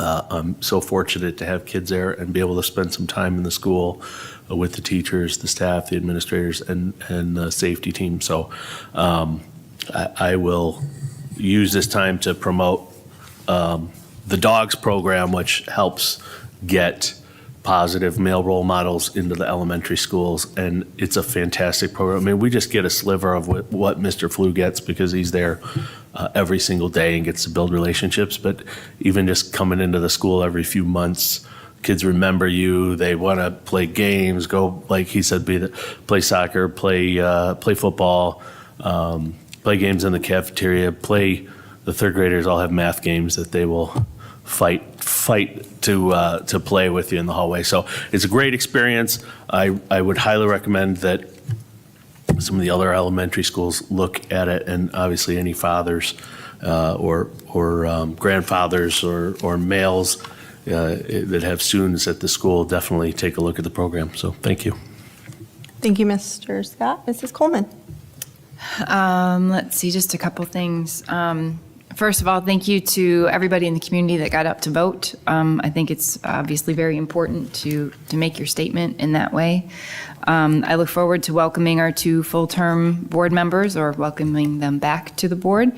And welcome to Mr. Scott. I appreciate your passion and your enthusiasm as you jumped right in after just getting certified today to be able to join the meeting. Let's see, I had the pleasure of visiting Creekside twice since our last board meeting. Once was just our usual monthly check-in, and a second time on Halloween to act as a costume judge for the teacher costume contest. It's been a minute since I've been in an elementary school on Halloween, so props to all the teachers out there, especially elementary school teachers. Whew, it was fun, but it was great to see the students enjoying the teachers getting involved with the costumes, with the costume contest. The 4th grade teachers had a Ghostbusters theme, and they were using their prep time to go from class to class, basically disrupting classes, but having a great time, busting the ghosts and all that. So it was a lot of fun. So thank you to Mrs. Gunn for your hospitality and including me on those fun events too. I also visited Round and was able to take a sneak peek at tonight's presentation, so I was anxious to see how that would all come together. Mr. Flew's a great sport and obviously a great asset to that team. Let's see. Oh, and I think Mrs. Haddam already left, but I have, is she there? Oh, there she is. I have a donation that I need to make too. They're collecting plastic caps, plastic like bottle or container caps for an art installation that they're going to be doing in the courtyard. So if you have some, get them over to Round. They need lots of them. And then finally, the senior center team, of course, is hard at work. Lots of successful events earlier this fall, more to come later this fall and into the holiday season. At our last advisory council meeting, there was a discussion around a transportation fee increase that will probably take effect in January. And that's for the local transportation that they provide for the center members. There's also a potential fundraiser, a local fundraiser that may happen to cover the remaining costs for the installation of the second pool table that's been in place just a couple weeks. And also how best to manage the mailing of the monthly newsletters, which is fairly costly. And I know that's something that that's been discussed before on a bigger level, say with Community Life, but everybody likes to have that paper in their hands to be able to read it. So that's something that they're addressing to try to keep costs down for that. So please stop by the Activity Center and get the latest class and activity schedule. They always have a ton of great stuff going on. That's all I've got. Thank you, Mrs. Coleman. Mr. Keller. All right, thank you, President Gleibach. Just a note to Mr. Scott and also Mr. Campbell out in the audience. I did reach out to both of you, so I know we've got some kind of building assignments in flux currently, right? But we will definitely make sure you guys both get added to the list, and I'm sure staff looks forward to working with both of you. For the middle school, I did have an opportunity to meet with Mr. Howerton this past week. Couple of congratulations to our Students of the Month. From Team 8B, we had Gwen Bloss. And from Team 7B, it was Finn, and I hope I don't pronounce this too poorly, but it's Manlagat. So great job to both of those students. We had a nice visit on Veterans Day from Mr. Britton, who is actually a parent of one of the students in the school who actually served as a U.S. Marine.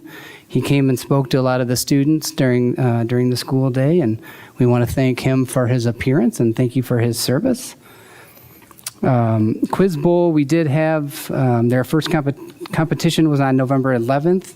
They won 5 of the 6 matches that they participated in, so great performance by that team. With respect to the choir teams and the band team, we had Mrs. Reed and Mrs. Lively. They had some great performances that they had put on this past month. And the 7th and 8th grade basketball teams both kicked off their seasons last week against Novi. I was actually able to see those live, and also saw the POM team put on a great performance. Last but not least, want to just give a shout out to the 25 fantastic students who had a reaching higher graduation on the 14th.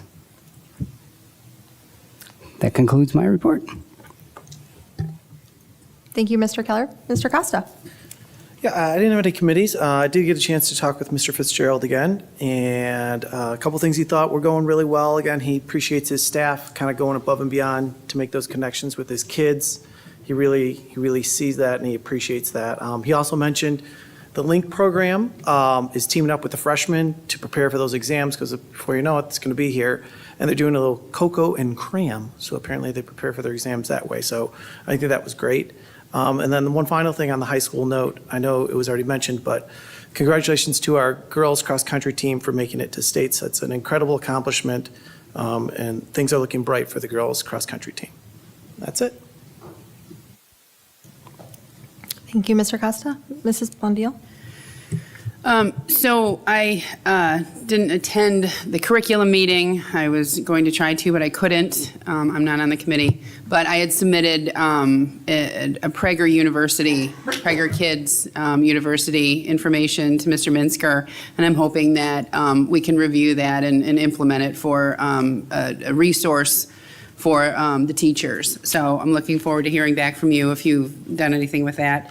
Also, I reached out to Dottie, Mrs. Haddam, in last board meeting. I had mentioned that, I feel that there are a lot of things that in society right now that when I was a kid, we had Mothers Against Drunk Driving, we had Say No to Drugs, we had, other things floating around the high school that, had it in the front of our mind to help us fight these things. And I don't see that we really have that yet. So I reached out to Mrs. Hodham, who got me in contact with the CASA, who's now getting me in contact with somebody in the Flint area. There's really not anything major like that anymore. I don't know what happened to Mothers Against Drunk Driving or what happened, to the Say No, pardon? The DARE? Yeah, the DARE, things like that. So I'm still looking into that, but there is nothing, I would like to see some posters. I would like to see, bringing the kids together to understand the things to look out for, especially for human trafficking. That would be more for the parents. I think that, there's a lot of things going on in our society right now, and human trafficking is one of them that I feel like we need to educate families on, right? Online safety, things like that, and then help the kids at age appropriate, help the kids understand that everybody's at risk. I mean, if we all recall, the hotel right over here was running a prostitution ring. I don't know if you guys saw that a couple months back. There's things that in this district that we really need to address. So I'm really trying to figure that out. I only have, another month and a half left, but, hopefully I can get something started that, you guys can continue, because that it really is my goal. Let me see what else. I want to address one of the speakers real quick. He came up here and his daughter had suffered some, racial slurs, and I'm really sorry for that. We don't agree with that in this district. It is something that, we take very seriously. So hopefully he, and I'm sure that the administration is handling his complaints, and hopefully you guys are in contact with him. And that's it. Thank you.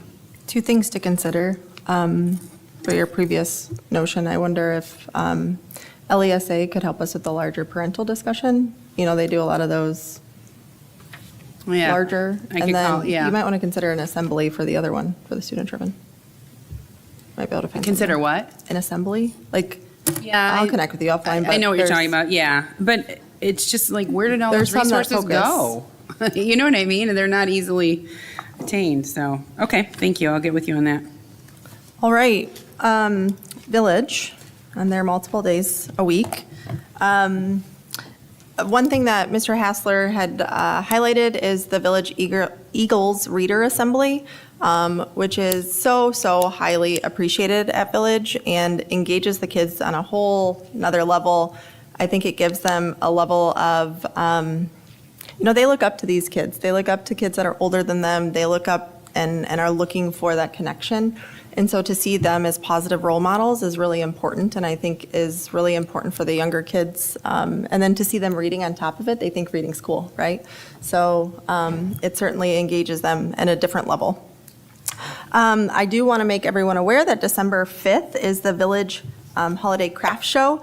The majority of the tables at Village are actually student-driven crafts. And so the students make their own crafts and sell them at this holiday craft show. And then subsequently have, some of them will tell you what they're raising money for, and others are just doing it as a side hobby. So please come. It's open to the public, and it'll be a lot of fun. December 5th from 5 to 7 in the Village Gym. And that ends my report. I'm going to move on to item 2A, high school cooling tower / exterior door replacements sinking funds. I move that the Board of Education, upon the recommendation of the superintendent and the director of operations, approves the high school cooling tower exterior doors replacement as presented. Support. Motion by Mrs. Coleman, supported by Mr. Costa. Any discussion?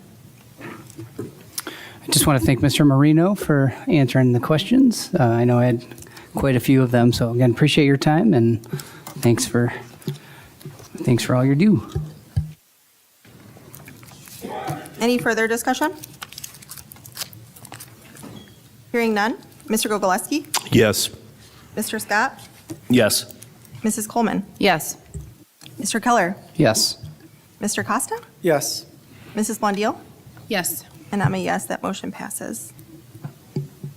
Item 2B, nominations for secretary. I move to nominate Glenn Gogolewski for secretary. I second.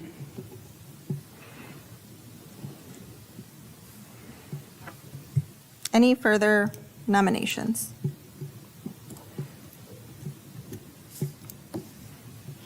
I guess I should ask, do you accept that nomination before we proceed? Yes. All right.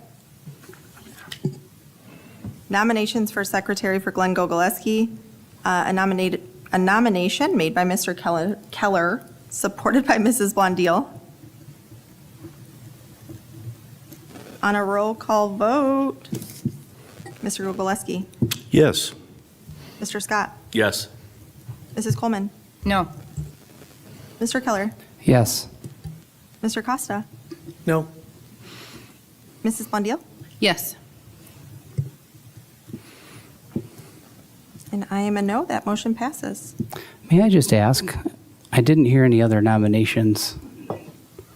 Was there any particular reason to I vote against? personally haven't had a conversation with Glenn about his desire to be secretary, and I would have loved to have one about anyone's desire to be secretary. Moving on, item 3B, sorry, 3A, transportation, discussion item. So I've prepared a little something here because obviously this is a big issue, and as I mentioned, being the newly elected person here and being out talking to lots of parents, it's something that has come up at almost every door you knock on or every parent you talk to. And this issue affects not only the daily lives of our students, but it also affects the trust and confidence that families put in this district.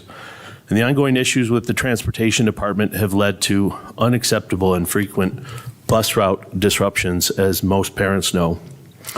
As a newly elected board member, I see it as one of my primary responsibilities to ensure that every student in this district has access to a safe and reliable education. And that includes getting them to and from school on time. It's not lost on me, and I actually see it as a sign that my first day on the job here today is also the first day that my own children are affected this month with route disruptions. So I can assure every parent in the room that I empathize with you. Unfortunately, for too long, our transportation system has failed to meet basic expectations. Parents have been forced to adjust their schedules, students arrive late or miss class, and teachers and building staff have been left scrambling to accommodate these disruptions. These issues are not just inconveniences, they're barriers to learning in Hartland. Our students' educational experience begins the moment they arrive at the bus stop, not when they arrive at school. And when their experience is disrupted, it impacts their ability to thrive in the classroom. For parents, it adds an undue burden of uncertainty, especially those with tight work schedules or children at multiple schools. The situation has become untenable, and the community demands immediate attention and corrective action. It is clear that the shortcomings in this department are not simply about operational failures. It reflects a deeper issue of oversight, accountability, communication, transparency, and planning. We must ask ourselves as a board, why are we repeatedly facing these issues? Why is there a lack of communication? Why has the district failed to adapt its planning to meet market conditions? And perhaps most critically, why has there been no clear solution to this consistent systemic problem over the past several years? I have been elected not just to find problems as they exist, but to offer solutions. So first and foremost, I believe the district must conduct a thorough audit of the transportation department to identify areas where we are falling short. We need to understand where the breakdowns are happening, including why we cannot attract and retain bus drivers like our surrounding districts do. Additionally, I believe we need a comprehensive strategy that includes clear contingency plans for when disruptions do occur, a reliable backup plan for bus routes, a better system for notifying parents in advance of delays, and I would say more transparency in how issues are being addressed would go a long way towards restoring confidence in the system. But perhaps most importantly, we need to prioritize accountability. It's not enough to simply point out the problem. We must take the action necessary to resolve it, ensure it does not continue. Tonight, I ask the administration to take a hard look at the structure of the Transportation Department and consider what changes or additional resources may be necessary to address what has really become a crisis in this community. Finally, we must engage with the community. Parents, teachers, and staff need to be partners in the process as we look to solve this issue. We need to hear their concerns, their suggestions, their feedback, and work collaboratively towards lasting solutions. Communication needs to be transparent, timely, and responsive. So as a newly elected school board member, I am committed to working with everyone at this table, in our community, teachers, staff, to bring meaningful change. Our students deserve better than this. Our community deserves better than this. And we need to ensure that the transportation disruptions that have plagued this community for over 3 years now, or maybe longer, are addressed once and for all. And I'm glad that everyone at this table has agreed to discuss this tonight.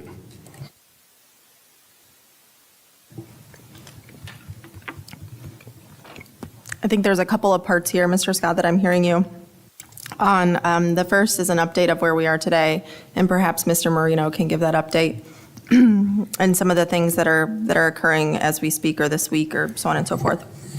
The second thing I think is what I'm hearing you say, and correct me if I'm understanding you correctly, is creating essentially a small group that develops this strategy alongside parents or whoever that looks like to implement a strategy. I'm not sure that the strategy is going to be developed here today at this, particularly if we're going to extend a suggestion box or something similar for parents, teachers, students, those types of things. Yeah, I mean, we've heard the updates from administrators. I mean, Mr. Marino or Mr. Hughes is welcome to chime in, but I don't think that's really the goal of what I'm looking for. We've heard the updates for years, and yet you still walk out the front door and no bus shows up. So I think we're beyond the point of listening to updates or reading updates. I think this body needs to take some action. I think we need to demand that the administration put together a comprehensive plan that we can review and approve and put benchmarks on and hold them accountable to, so that when our students walk out the front door, a bus arrives to pick them up. Mr. Scott, I appreciate you coming here prepared, obviously, with your report on the transportation issue. Obviously, it's not pleasant for anybody. I've just struggled with how, again, we can talk about the transportation issue. I didn't know it was going to be on the agenda here till this evening, so I don't come with all of the facts. I do look back to what we in the public have been told about how the fact of the matter is you can't retain bus drivers. It's not just a Hartland issue. It's a Livingston County issue. Quite frankly, it's an issue everywhere. And I know that Mr. Hughes was, and again, I don't want to speak for him or Mr. Marino, but I know they did try to get creative with some other routes prior to this year, either making them slightly longer, but in a sense, making it so there would be a need for less drivers. I thought they attempted to try to do that. Clearly, again, when we're in this type of situation where we just can't find the drivers, I don't know what more to do. I don't know if more incentives, more money, insurance. I'm open to discussion. I just don't know, right now, what we as a board collectively can do. I mean, obviously we want to keep our bus drivers and we want more. I don't know the answer, quite frankly. I think that's what I'm looking for, is let's put together maybe a list of questions for Mr. Hughes that he can go back and and investigate, and work on his strategy, and then come back to this board maybe in December with a plan. You know, you mentioned retention. How does our retention compare to our neighboring districts? Do we know that answer? Which Are we- neighboring districts, Well- please identify. Well, for the county, We belong to the consortium, so our wages and benefits and every piece of our package is the exact same package that, retention. well, you asked what is it that we offer? and No, we I offer said, the how is same. our retention? Okay. So I'd like to know how our retention as it compares. I don't think that other districts have the same issues we do. From a technology perspective, we are way behind other districts in just having the ability to notify parents. I know a lot of people at this table don't have little kids that ride the bus. I have 3 kids that get on the bus. So I know how the parents of this community feel. And there has to be communication. Howell has great communication with their parents, real-time notification. We don't have that. My student was missing for 3 hours once, and I didn't get a phone call. So you can't tell me that we're doing everything we can. So if we want to, I think we need to get together and figure out how we can get these questions answered, how we can find a solution. Hearing updates every month has got us back to where we were in October of 2021. So, Mr. Go ahead. Oh, I just had a couple questions, clarifying questions. So are the bus drivers union? They belong to a consortium, so they belong to the Livingston County Consortium. Oh, okay. Rules that apply to all the drivers within the consortium. Oh, okay. And what are their hours? Like, what hours do they work? I'm not clear on that. They're split. Well, once he tells me, if they are split. So I know in some of the other districts, they take those same bus drivers and they distribute them through the school district and they can continue to work. You have a couple. Do we do that? A couple. Just a couple? Is it offered to everybody? It's offered to everyone as long as they're willing to pick up those shifts. We have a few individuals that have taken advantage of that. We have one that works security at the high school. We have a few that have applied in food service, for example, to work those hours. Sometimes they work with their schedule, sometimes they don't. So your question in terms of hours, a bus driver job is a very specialized job. It truly is. It's a split shift. Drivers can select between a 4-hour package or it goes all the way up to probably about a 6.3-hour package. Here in Hartland, we have a lot of incentives for bus drivers that other county schools do not have. We offer a 4-hour minimum package that other county schools do not offer. So we do have the ability to make some exceptions to the rule working with the RTC. To make sure our drivers are taken care of. So is the 4 hours, is that like a morning shift 4 Nope, hours? So that's a 2-hour morning, 2-hour afternoon. So they come in for 2 hours, Oh. then they go somewhere Yep. for 8 or 7? Wherever they want, they may go grocery shopping, they may run their errands, they may How have long a is second that? job. How long is that? It depends on what they pick. So usually those 2-hour packages are, say, a farms run. So they will just take a farms run. So Oh, so they don't do other schools? They They only, may not, no. And some drivers, we have roughly 36 positions. We have 27, 28 drivers right now.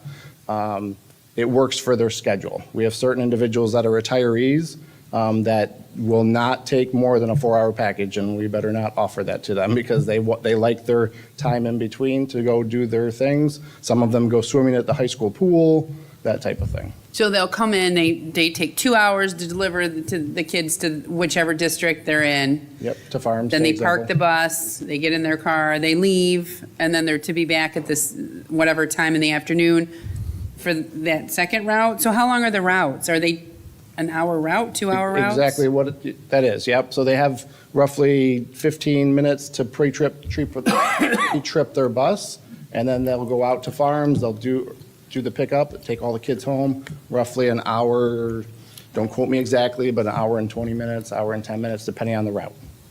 So do you have is there what's the biggest complaint? Is it the hours that they can't get in? I mean, do we know? You don't have to tell me now. Oh, I'm just here's asking, the do thing. we Well, know this?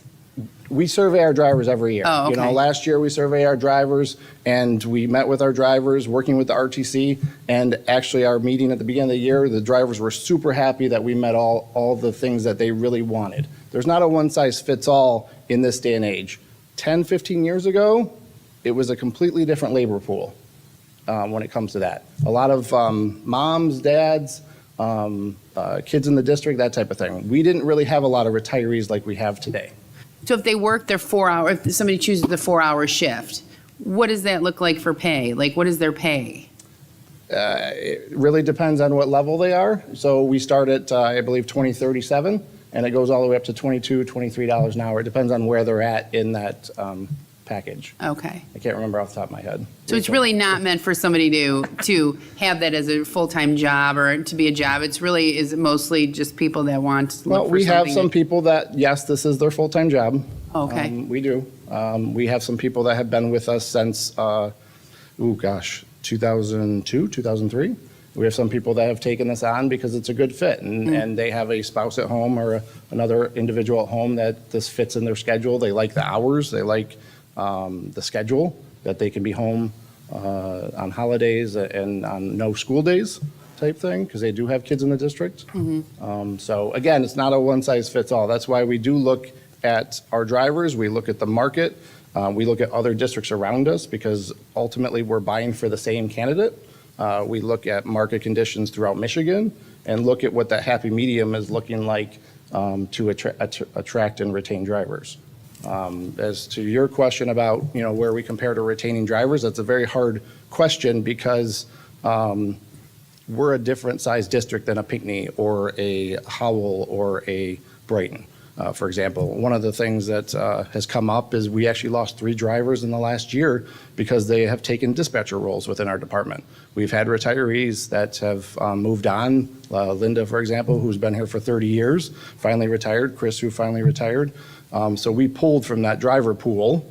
So kind of a double-edged sword, right? We want to promote within, but then we lose a driver on the back end of that. That type of situation. So let me say too is I did talk to Mr. Scott the other day about this issue, and he recommended that I talk to Mr. Hubert about what our retiring or leaving drivers are saying. So Mr. Hubert shared with me a report of the last 4 drivers who left us. One retired, one left because they moved up north, and so he said, he was reading it to me. He was reading the report from this organization that Mr. Scott asked me to ask him about. He said, wow, this is different than the other reports. You can really tell you guys have been working on the culture in your bus transportation department.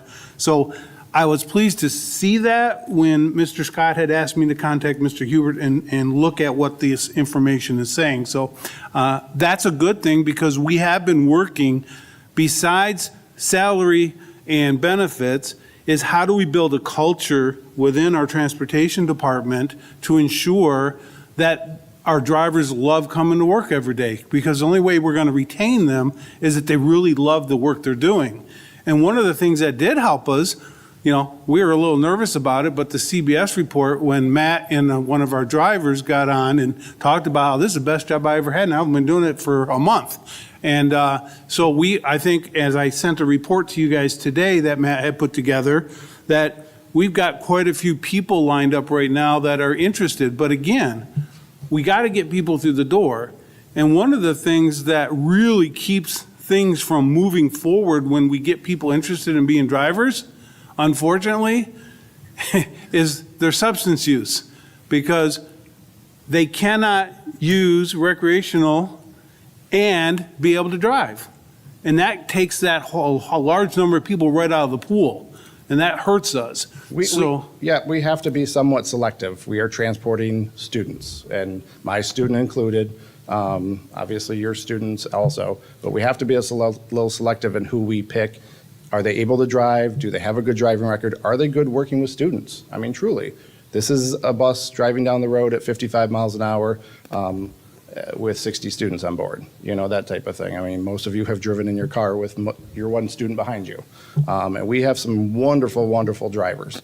We do, and we have some wonderful people coming in. I was actually dispatching after that CBS News story, and I'm getting phone calls. The phone's blowing up as I'm trying to dispatch, which is awesome, and people wanting to return back, and even ex-employees. You know, one saw the CBS News article and said, "Hey, I didn't know you guys were still having issues. I want to come back.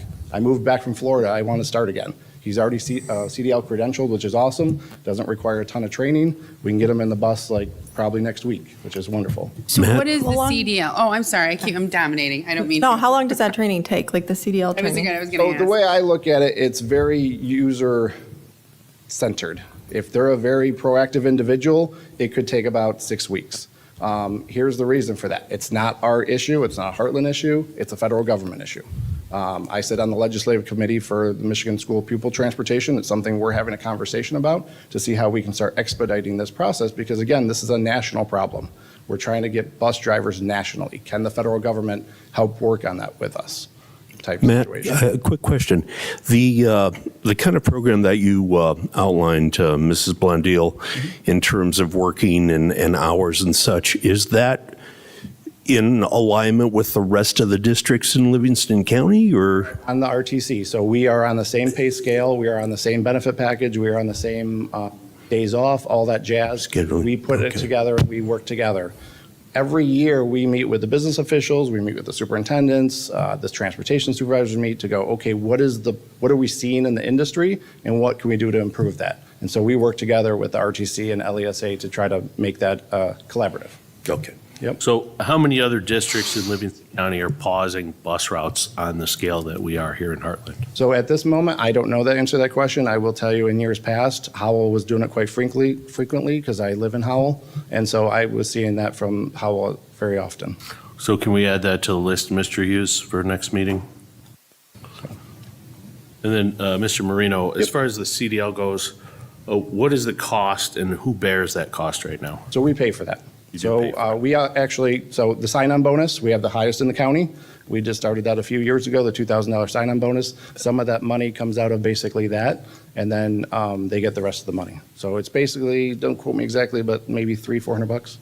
For the CDL? Yep. So they're getting a bonus of $1,600 plus the CDL cost. So. And then your other question about technology, something that we embarked upon, January of last year, is upgrading our routing software. We are actually working diligently to get that underway because we heard from the community, hey, be responsive with rollout. And so we are upgrading our routing software currently. I know that was going to be Mr. Hughes's rollout probably in December, but I'm going to say that now just to clear the air, but it's going to allow us to send mass notification right out of the software. So if there is one person dispatching at a time, it can be pushed out very quickly to notify parents. So it's not a tracking system yet. That is the next phase of something that we're going to look at. Some of the drivers have expressed GPS and tracking and that type of thing. This software will allow for that if we choose to move to that system. It's something that we're actually going to beta test in a couple weeks, maybe. I was actually on the phone with them talking about what that would look like for turn-by-turn directions for like a substitute. And that was something that came up in conversation also. If we're going to track substitutes, how do we make them feel comfortable driving a bus? One of those things. Can we just, and perhaps this is a paranoid Megan, but I would just like to make sure that there's security guardrails that are very tight around something like that. I don't need someone who doesn't know my kid tracking my kid. 100%. Like outside of the school. Yep. And so if that's something that can be. So what it is with the hacked. software, it is actually linked to you as a parent within the software. So no other parent can actually see what's going on with your student. So.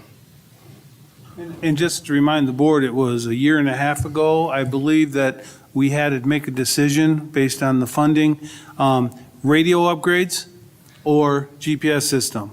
$80,000, I think it was at the time, for the GPS system versus radio upgrades. We're having trouble getting to the outreaches of our district. Yep. So we've upgraded our radio system, which was quite a price tag as well to do that work. Yep, we can't get good transmission up to like the Lake Shannon area. Yep, so. So in the conversation with, maybe it was Mr. Hubert, or if we have, data in-house, but in the update today, it looked like the other districts are having issues. For example, Brighton has one short driver, Pinckney one, Fenton one, excuse me, Howell five, but it seems to be more prominent here in we are Hartland. by So is there far- something different that we I think maybe that's kind of Mr. Scott's And that's something we can question definitely. is, right, what can we look at that's Definitely. making the situation worse here in Heartland versus some of the other surrounding districts who have it, but to a smaller degree? Correct. I mean, in years past, we have struggled since COVID, honestly.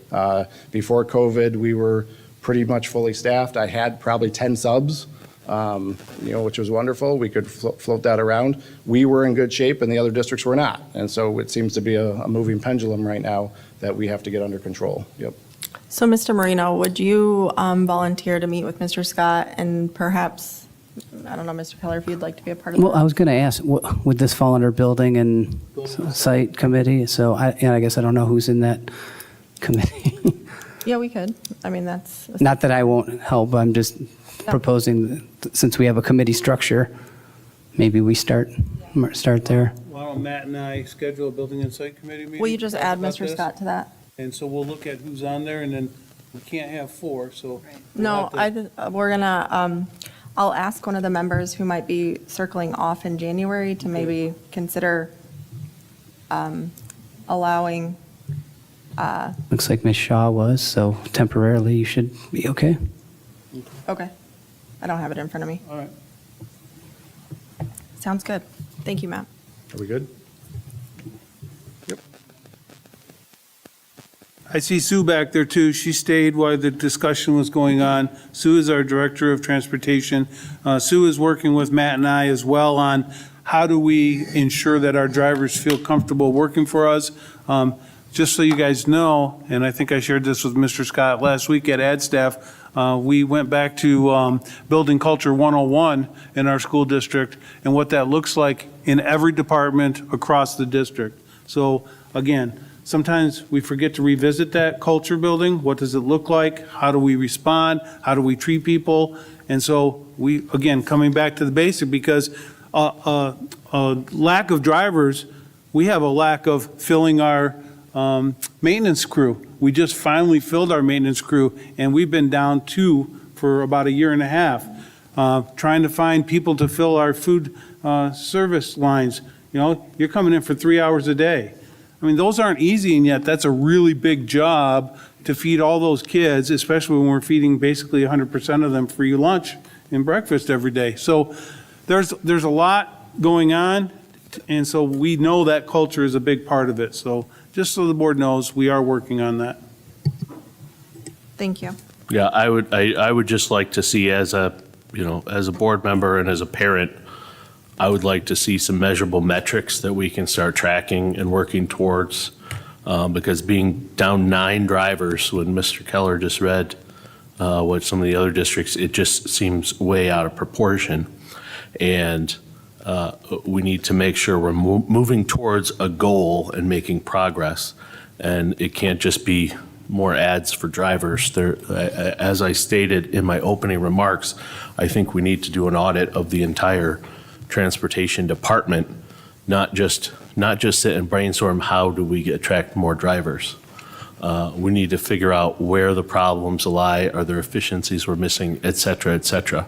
So I hope it can be more than just brainstorming on job postings. There's more to this, and the community is beyond their limit on patience when it comes to this. I did a quick search this morning, and we started, I think, pausing routes in October of 21, and maybe before then, but that was the first time that it was put on Facebook that I could see. And so over 3 years, and we're still down 9 drivers. And in those 3 years, I've heard several times, we almost got it, we almost got it, we almost got it. And obviously, we don't almost got it. So we got to get there. Thank you, Mr. Scott. Moving on to item 3B, excuse me? Oh, sorry, I thought there was something wrong with my order, because there very well could be.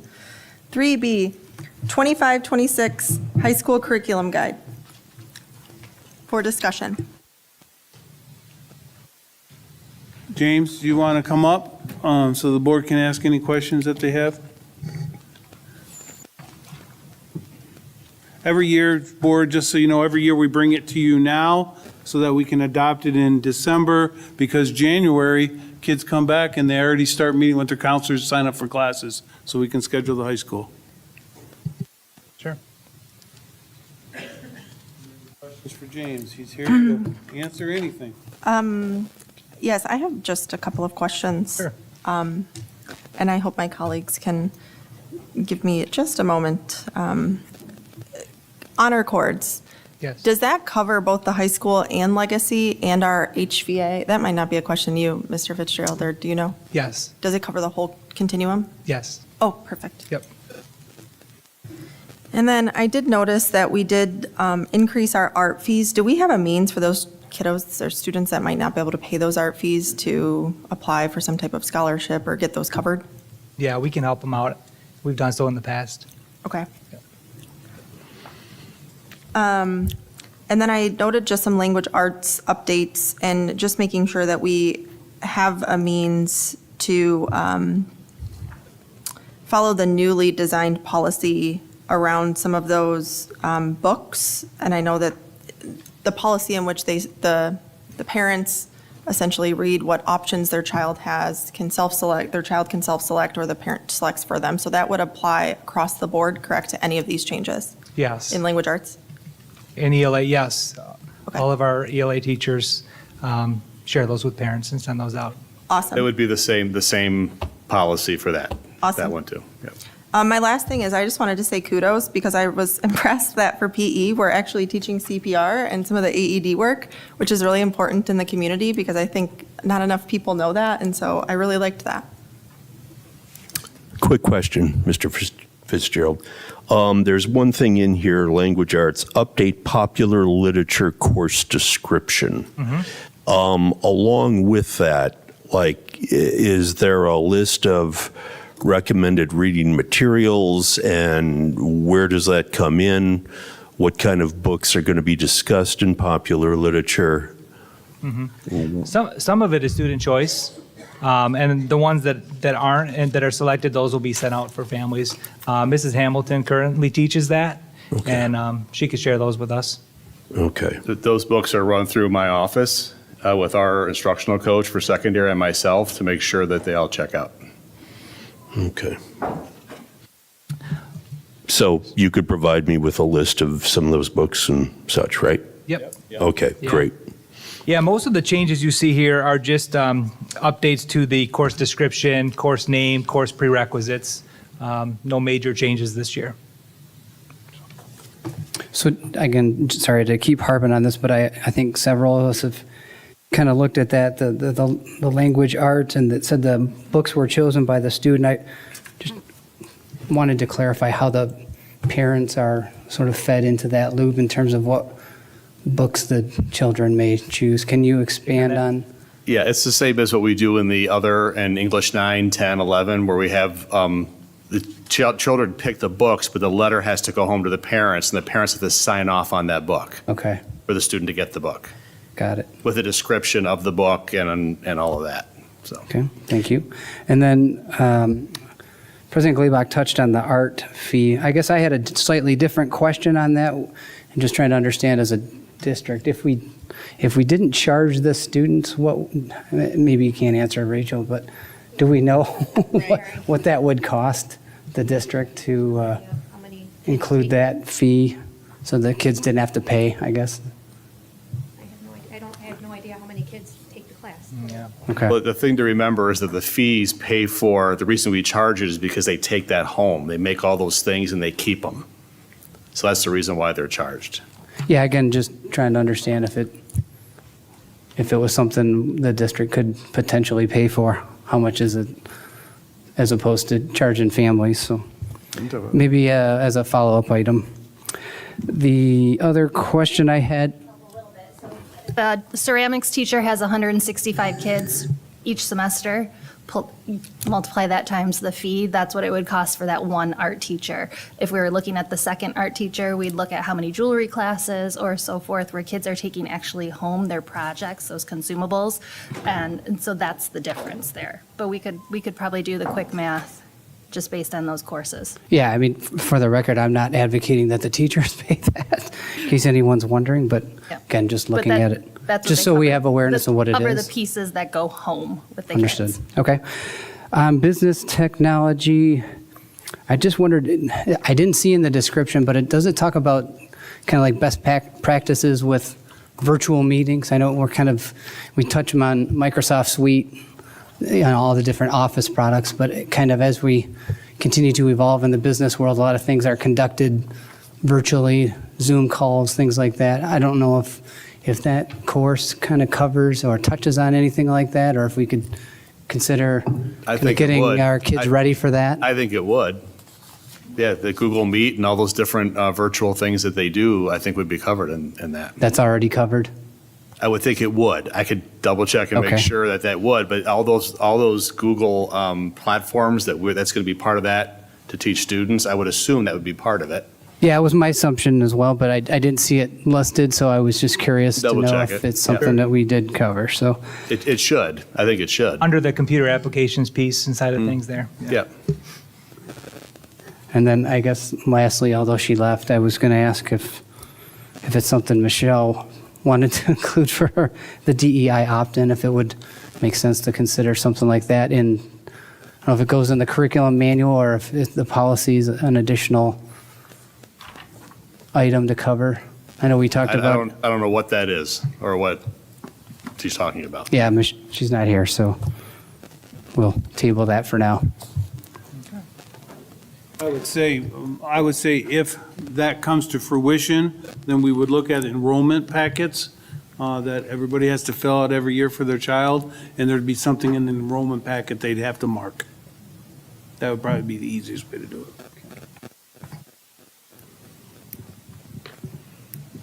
Okay. Any further questions for Mr. Fitzgerald? Thank you. Thank you very much. I want to thank James for putting it together. He did it in a really easy to understand way. So thank you, James. Go home, James. All right, now we are on to item 3C. Mr. Keller, I don't know how you want to go about discussing these. I don't have them in front of me, so Sure. if you want to start. Yeah, I mean, at the top I and roll think down. maybe if board doesn't object, I can just kind of give a high-level overview, and then you can, if you want to ask questions, happy to ask them. I don't know if we want to put them on the projector. I know I sent them to Mr. Hughes, but I can send them to Renee if. We'll have to post them tomorrow for sure. Okay. I mean, my questions will likely come after I've had a chance to look.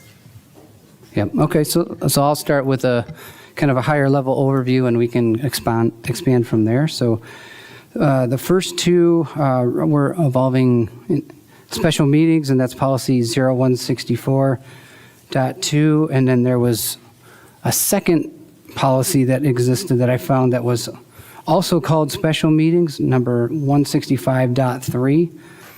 One of the things I wanted to do was kind of merge those two policies into one. So you'll see that in the markup that I shared with you. And then also, previous board practice had in the past included the ability for the board to call a special meeting if two members asked for it. And it had previously, or more recently, changed to all four members were required to call a special meeting. But sort of thinking through how that would occur, I don't know that it's really appropriate to, how can we have sort of four members call for a special meeting if you are not in a meeting to have a quorum to call a special meeting? So I think that there's some kind of concerns that we have a quorum, so we don't violate the Open Meetings Act essentially in order to request a special meeting. I don't think in the past couple of years I've heard too many requests for special meetings, so I don't know how often this would come into play. But I think, want to make it an opportunity for all voices to get heard in the event that there is a request for a special meeting. Next policy is 0142.3, which is entitled Term. And what I'm proposing is that we would add term limits to our school board terms. Currently, there is no term limit. And I think just as a general rule of thumb for members of the public to be able to hold, the members of the public, or excuse me, the governing bodies to term limits. So I'm proposing that we include statement that would only allow us to serve 2 terms. I didn't change it, but one consideration would also be to change the length of our term from 6 to 4. In talking with some members of the community about potentially running for school board, there's been a lot of concern expressed that 6 years is just too long of a period of time to run. And I think, just again, looking at other examples of, government officials, 6-year terms is not usual. I mean, president's 4. We've got commissioners that previously were 2, now they're 4. So again, I think there's a lot of precedence for that. But I think most importantly for me was to limit it to 2 terms. For that one, thinking out loud, because my first question is going to be, how do we align with a state statute? Like, Right. how do we make that change through the state? And so we're going to have to understand that. So there is, I talked to the elections department prior to, marking this up, and really it's up to the board to decide. So that's where your individual bylaws come into play. So you can set either 4 or 6 year. It's I think called out in that specific policy what statutes apply. So again, feel free to check with Thrun if we need to, but from my independent research with the Elections Bureau, we can determine how long the terms can be. Did they say we could limit people from running? Or did they just say we set the terms, like the years? Or did they, because I struggle with Again, our I think- community sorry. wants, I don't know, someone to be around and they vote.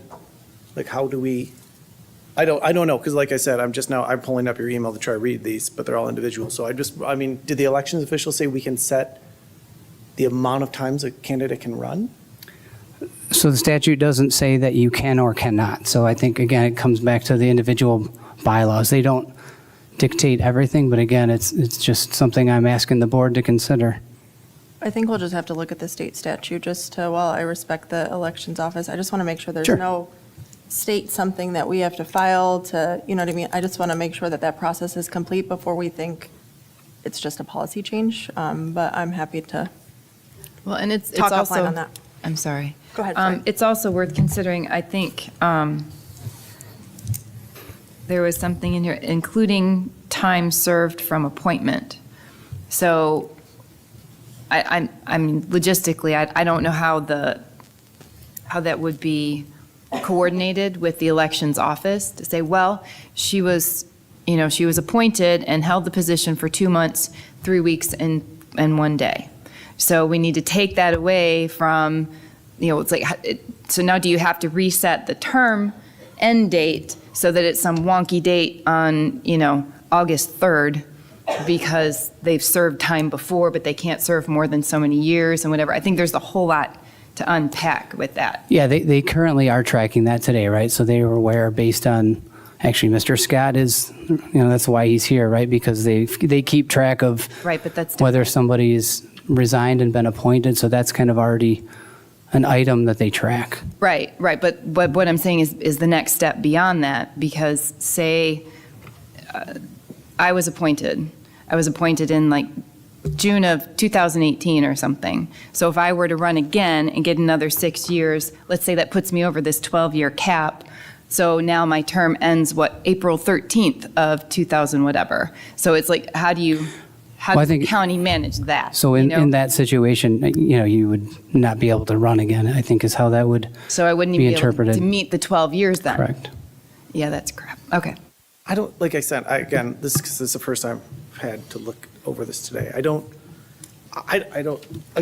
know, but it sounds to me like, I don't think that we, even if we set a policy, can do that. I mean, like, who's to stop someone from wanting to run again? Like, if I go and get enough signatures or pay the fee, I can get my name on the ballot. I mean, I get that we can set the terms, like we can set 4 and 6 year terms, but we can't set how many times a person wants to run. I mean, thinking back to good old Charlie Aberastry, and I miss you, Charlie. He seemed like he was a fixture here forever. I don't, to be honest, I don't know how long he was here, but he seemed like he was here forever. And if the community wanted to continue to vote him on, who are we to say that he can't run? I don't know. Just again, I mean, trying to- Well, I mean, we've got presidents that can't run, right? So I limits think we are can manage fairly- it at the school board level, I guess. I was going to say, term limits are fairly common in almost all elected positions, from the president down. I At the see local senators and for there forever. know. So. Yeah, again, so that's the kind of the idea behind that particular change. So I'll take any other questions or feedback if you want to share that with me before next month. Before we move on, can we go back to special meetings? You said that was recently amended to go from 2 to 4? Correct. I believe it was when we did January or that- February of '23. When we did that, did we get a legal opinion as to if that violated the Open Meetings Act to have 4 people call a special meeting? Can you call a special meeting outside of a regularly scheduled meeting? I think you wouldn't be able to call a special meeting altogether outside of a regular, it would have to be an individual. But on the flip side of that, They say the president can. we also need to be cognizant on the flip side of whatever policy changes that we make, that you still need a quorum. So I'll have to read the policy edits that I don't have them in front of me. But I think we'll have to put verbiage in there around how we reasonably accommodate a schedule or something to still allow for a quorum. Meaning if the special meeting was approved? Correct, yeah, not outside the special meeting. But to answer your point blatantly, I don't know if there was a legal way in. However, it's not like all 4 of them could be sitting in the community Right. ed office and say, hey, let's all decide to have a special meeting. No, that couldn't happen. Right, so that would be the reason to make it less than 4, so that a meeting could be called without violating the OMA. Right, or the president could call it and wouldn't violate OMA, which is the way it's written. Any other questions? All right, jumping on to 5611. Need that again? 561, 5, I think it was 5611. It's called due process rights. Okay. All right, so in this particular policy, and the reason I chose to work on it is, there's been some concern expressed in the community in regards to the recent extension and monitoring agreement that the district signed, and just trying to understand notification to parents and kind of what options that the parents may have if they don't agree with, some decision that an individual or the district may have made. So the intent behind this policy is to try to give a parent an opportunity to be made aware before this would be reported, or we would start tracking it, so that way they have, A, they're made aware, and B, that if they don't agree with it, there's a process by which they can appeal that. Is this a new policy, or is this something that we already have? So 5611 in itself was not new, but in the language, I added a section C. It's called student subject to tracking and reporting to third-party or governmental agencies.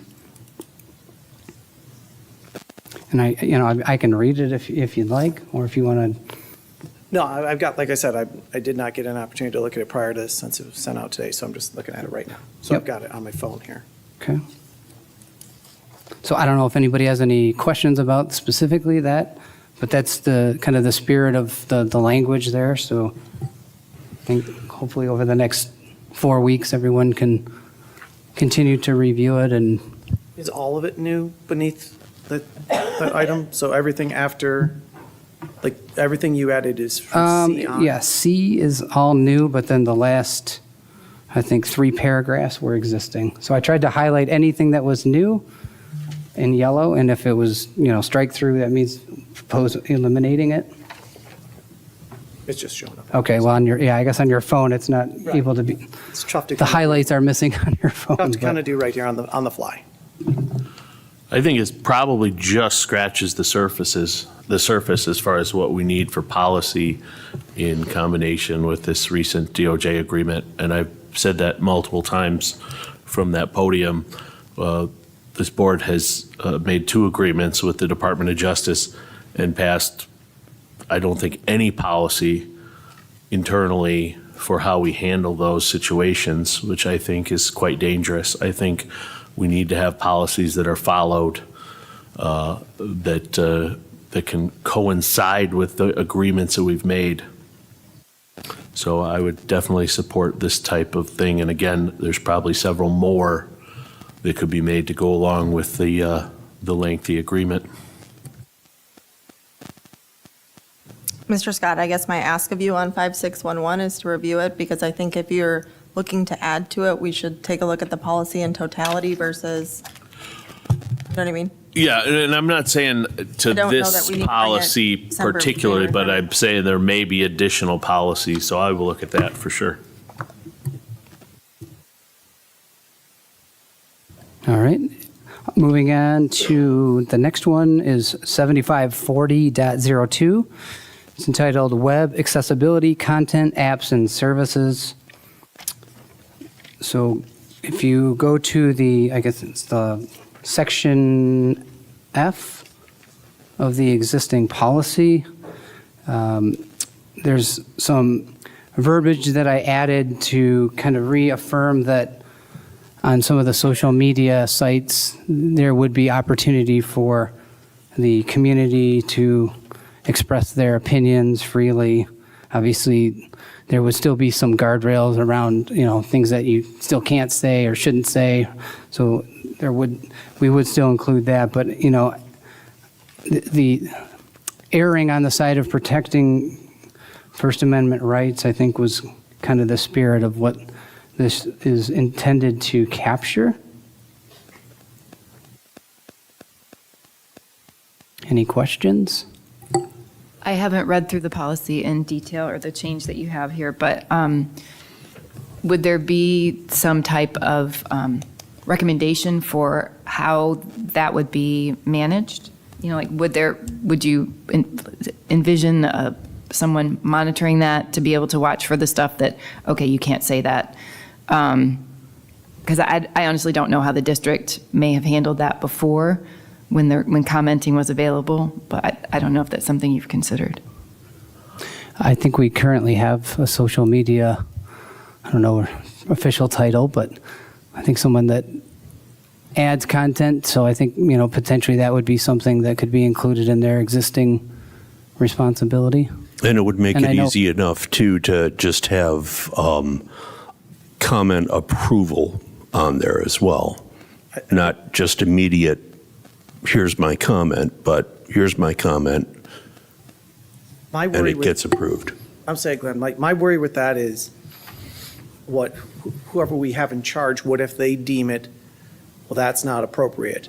And now we're not allowing their comment and we're allowing someone else's. Again, Well, we would have to clearly define if it involves things like anything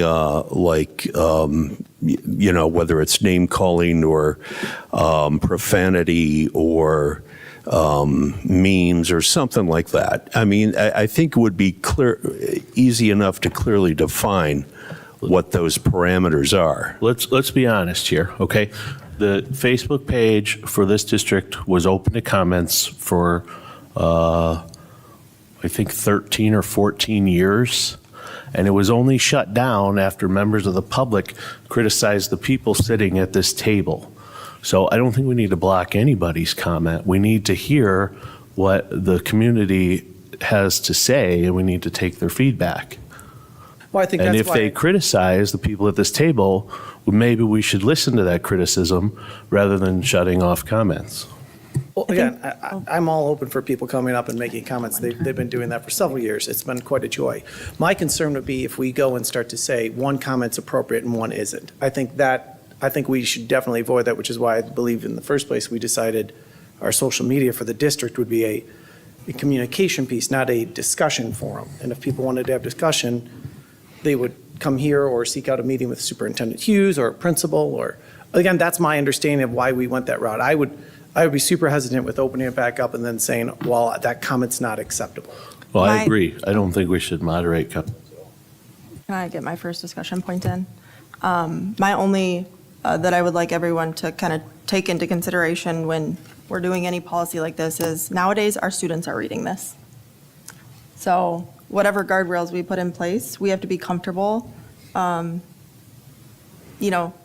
our students are reading this. And so the profanity aspects, we all know that there's people from, I don't know that they're local, they're overseas, or that comment on things all the time. And so, again, in the spirit of, I just want to put it out there that nowadays our kids are reading this whether we like it or not, so. I think the spirit of this revision is also to start using the Facebook page and social media page to communicate with the citizens of the district in a meaningful way. We used to let people know when there was a school board meeting and put it out on Facebook. We don't do that anymore. We used to announce bus route disruptions on Facebook. We don't do that anymore. We used to have some meaningful conversations and allow comments. That's all been shut down.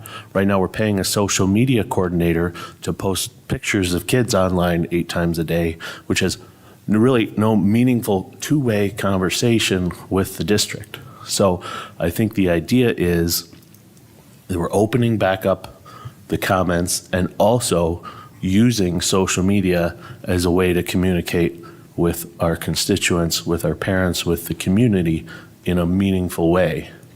And I don't believe, you could be wrong, social media comments were shut down, not because profanity, not because of name calling, not because of any of those things. Again, they were shut down because of criticism against the people that sit at this table. And as a person now sitting at this table, I'm requesting to open social media comments back up, and those people are free to criticize me, just like they're free to criticize everyone else. But I'm not going to try to shut them down because I don't like what they say. With all due respect, Mr. Scott, I do not believe that's why the comments were shut off. I don't think anybody up here was taken offense by any comments on social media. My understanding was it's something difficult to manage when you have parents expecting a response or an answer to something, and the district simply, that is not the forum that our district chose to deliver, that it's more of a communication piece. Now, as far as like bus notifications or some of those other things, I don't see why that couldn't be. I think that's a great idea, but I don't think comments were shut off because one of us couldn't handle a comment or two on social media. Then why were they shut off, Mr. Hughes? There were a number of reasons, and I think one of the reasons was, yes, people were expecting us to respond to them, and we weren't using Facebook as a response. So no sense in having comments on if we're not monitoring it and trying to respond to it.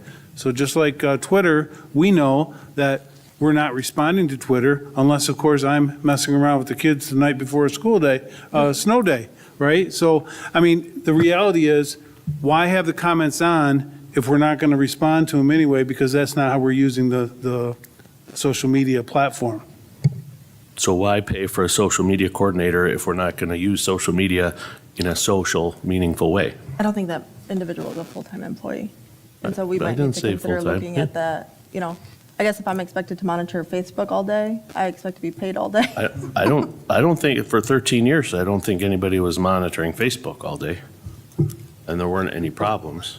I guess my question is, though, for the years prior to when the comments were turned off, how is that meaningful communication, meaningful two-way communication? Because the district wasn't responding. The district wasn't responding to the issues or the questions that were raised. So the two-way communication is the district putting out there whatever the issue is, and then parents and community members having the ability to comment on That's two-way, one to us and then back to us. Not necessitating a response. Your social media policy can be, we don't respond to social media comments, that's fine. But I don't see why we should disallow the community from engaging in social media. Because it gave them a voice, that's why. 100%. Any other comments on that one? All right, I'm going to move on then to the next one. It's 0167.3 called Public Participation at Board Meetings. And the only change, well, there's two changes. In section B, wanted to address a concern that's been brought up several times now, is that, someone shows up, they get stuck in traffic and they're 5 minutes late. They took the time to come here and they didn't get a chance to fill out the card by 6:30, so they did not get an opportunity to speak at the call to public. And so the intent behind this draft is to change that so that you still fill out the card, but as long as you submit your card and fill it out completely prior to the conclusion of call to public, that you will still have an opportunity to speak. So that's the change I proposed for section B. And then also section I completely eliminated, which essentially says we only allow 45 minutes for call to public, which we've all sat up here and it tends to not be our practice anyway. So why call this out as a constraint when we don't truly limit call to public to 45 minutes? So those are the two main changes for that policy. Any questions? All right. Sorry, just one question. So if, just something else to consider, if the card is submitted, but it's not filled out completely, then are we then not obligated to have that person speak because they haven't completely filled out the card? Because you're asking for it to be filled out completely, and that is often not the case. But we still welcome people to come and speak. So is that, I don't know, something to consider with this change, because you're setting up that expectation, and if, again, what are the repercussions? Those are good. Let's see, we're 5 for 5 on these cards here in terms of completion, but Which is atypical. I think we'll have to just be prepared to address that when someone gets, lo and behold, someone's going to come to a meeting. yeah, in general, I don't want to deny anybody the opportunity to speak, but I think, again, we can try to make sure that they fill them out. So if that's the spirit of your question, my answer would be they still get the opportunity to speak, but they need to tweak it and fill it out afterwards if they have to. So, Or we can always edit the required information that should be filled out.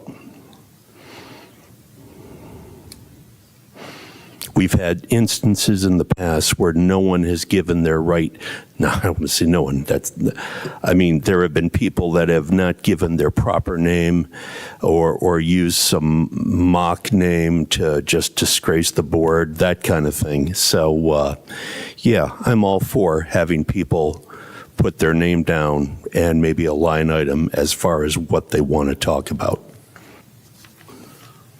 I would absolutely support giving people as much time as possible to register their intent to speak. Tonight is a perfect example because we changed the agenda quite significantly after it was published and after the deadline to speak. I would have loved to see an opportunity for members of the public to be able to jump in on some of those agenda items we added. So I think that would be a great addition. any further questions? All right, next one is orientation number 0142.7, and added an F, which is an ID badge, which clearly we do that today. I got one with me as part of new board member orientation. Added letter G, which includes access to district buildings. And I think, part of that is members of the community sort of expect that the board is able to go into the buildings besides, having to make a schedule 1 week out or, what have you, that you would have an opportunity to come in when appropriate. And I would trust that this board would not abuse that privilege. The other thing I wanted to note in there, include, is we had the previous inclusion was the MASB course, the CBA 101. I just wanted to add, the terms equivalent, so you don't have to necessarily take the MASB version, but you can take some other equivalent course that is through maybe a competing industry. I will have feedback for that one. Again, just because I'm not asking questions doesn't mean I have them. I'm a visual person. I need to see this stuff. But for this one, we're going to want to add the superintendent tool training. Okay, I will note that. So I think we've been down this road again, but like I've said, I'm just looking at it right now. I don't see any reason why a Board of Education member needs an all-access card to the district. Like if I want to visit Round, I can call up Dottie and say, hey, Dottie, oh, she's gone. I'm thinking about coming in. And she'd say, great, what time do you want to meet? And I would set up a meeting to go in. So I don't see the need nor it appropriate for me to have an all-access card to a building.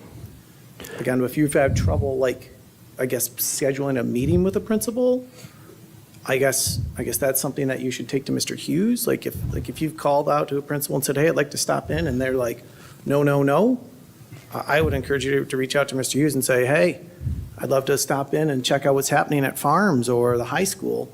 But to have a badge that gives us access, I think is not necessary at all. Is the intent to use the front door? Yeah, that could be something you could add, right? No one's trying to sneak in, but I think the ability to get in. Yeah. Every other employee has that ability, right? Us to use like a back door to a building. Agreed. You know what I mean? Agreed, yeah. We should go through the same process. I mean, I go to the high school once a week for Reaching Higher, and I still, they still scan my driver's license to make sure that I'm, and so I just want to make sure that this isn't like, hey, we're going to sneak in so we can walk around or. But we have the ability to get in right now. We would show our driver's license.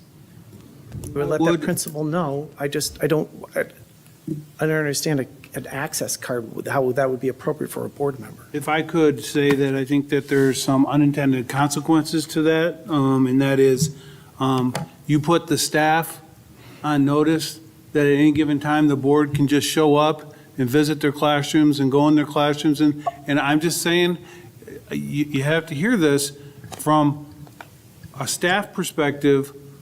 It's really nerve-wracking for the superintendent to just show up. Like I call the principal and say, hey, I'm coming over.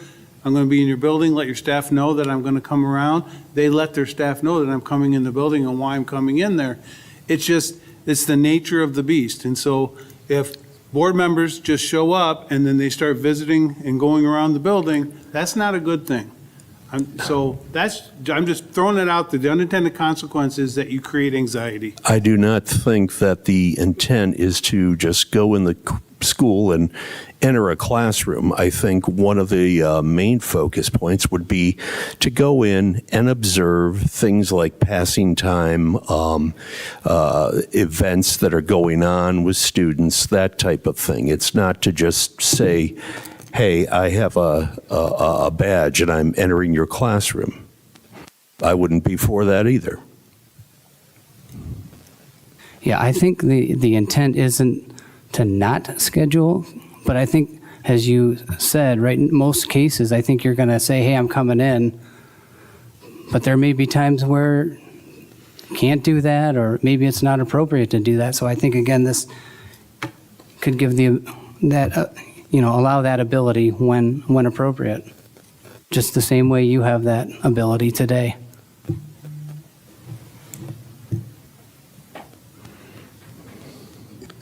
All right, moving on to 3132 vacancies. There's it's a very short policy. This was something that in kind of reviewing previous board meeting minutes, this particular policy, we had a member of the board that was absent, and I felt that it was appropriate to bring that back.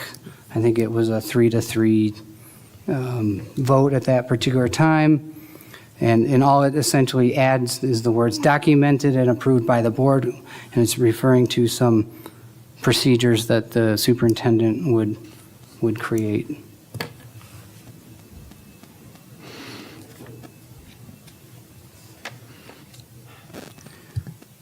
All right, hearing no questions, I'll jump to the last two.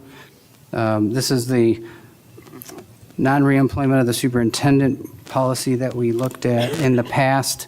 Similar to my previous comment, in that particular meeting where this came to a vote, we had only 5 members of the board present, so we have 3 different members here today. So again, just wanted to put that one back in front of the board for review, and essentially what it was doing was aligning the length of superintendent term to match that of the admin team. So it would be a 3-year contract as opposed to potentially up to 5. And again, as I mentioned at the time, that is something that the state superintendent currently has to follow. Again, I know we're not, I mean, we're having discussion, but we're not, because we're going to have discussion later, because we're just now looking at these. But I thought like you mentioned, we talked about this before, how state superintendent's role is quite different than Mr. Hughes' role. And then if you look at our surrounding districts, and again, we don't want to compare ourselves to Brighton all the time, but it's not out of the norm to offer a superintendent like a 4-year contract, or Mr. Outlaw just got a 5-year contract. So, but this is the same policy, like you mentioned, you're just bringing it back? Yes, that's correct. Okay. And I guess one other thing too, on the policy 1220, this is one that when the original 1241 was presented, kind of going back through this, I found there was actually a second reference to the 5-year term. So I wanted to make sure that we encompassed both if this policy were to pass. So it's this impacts this, is what it is. Correct.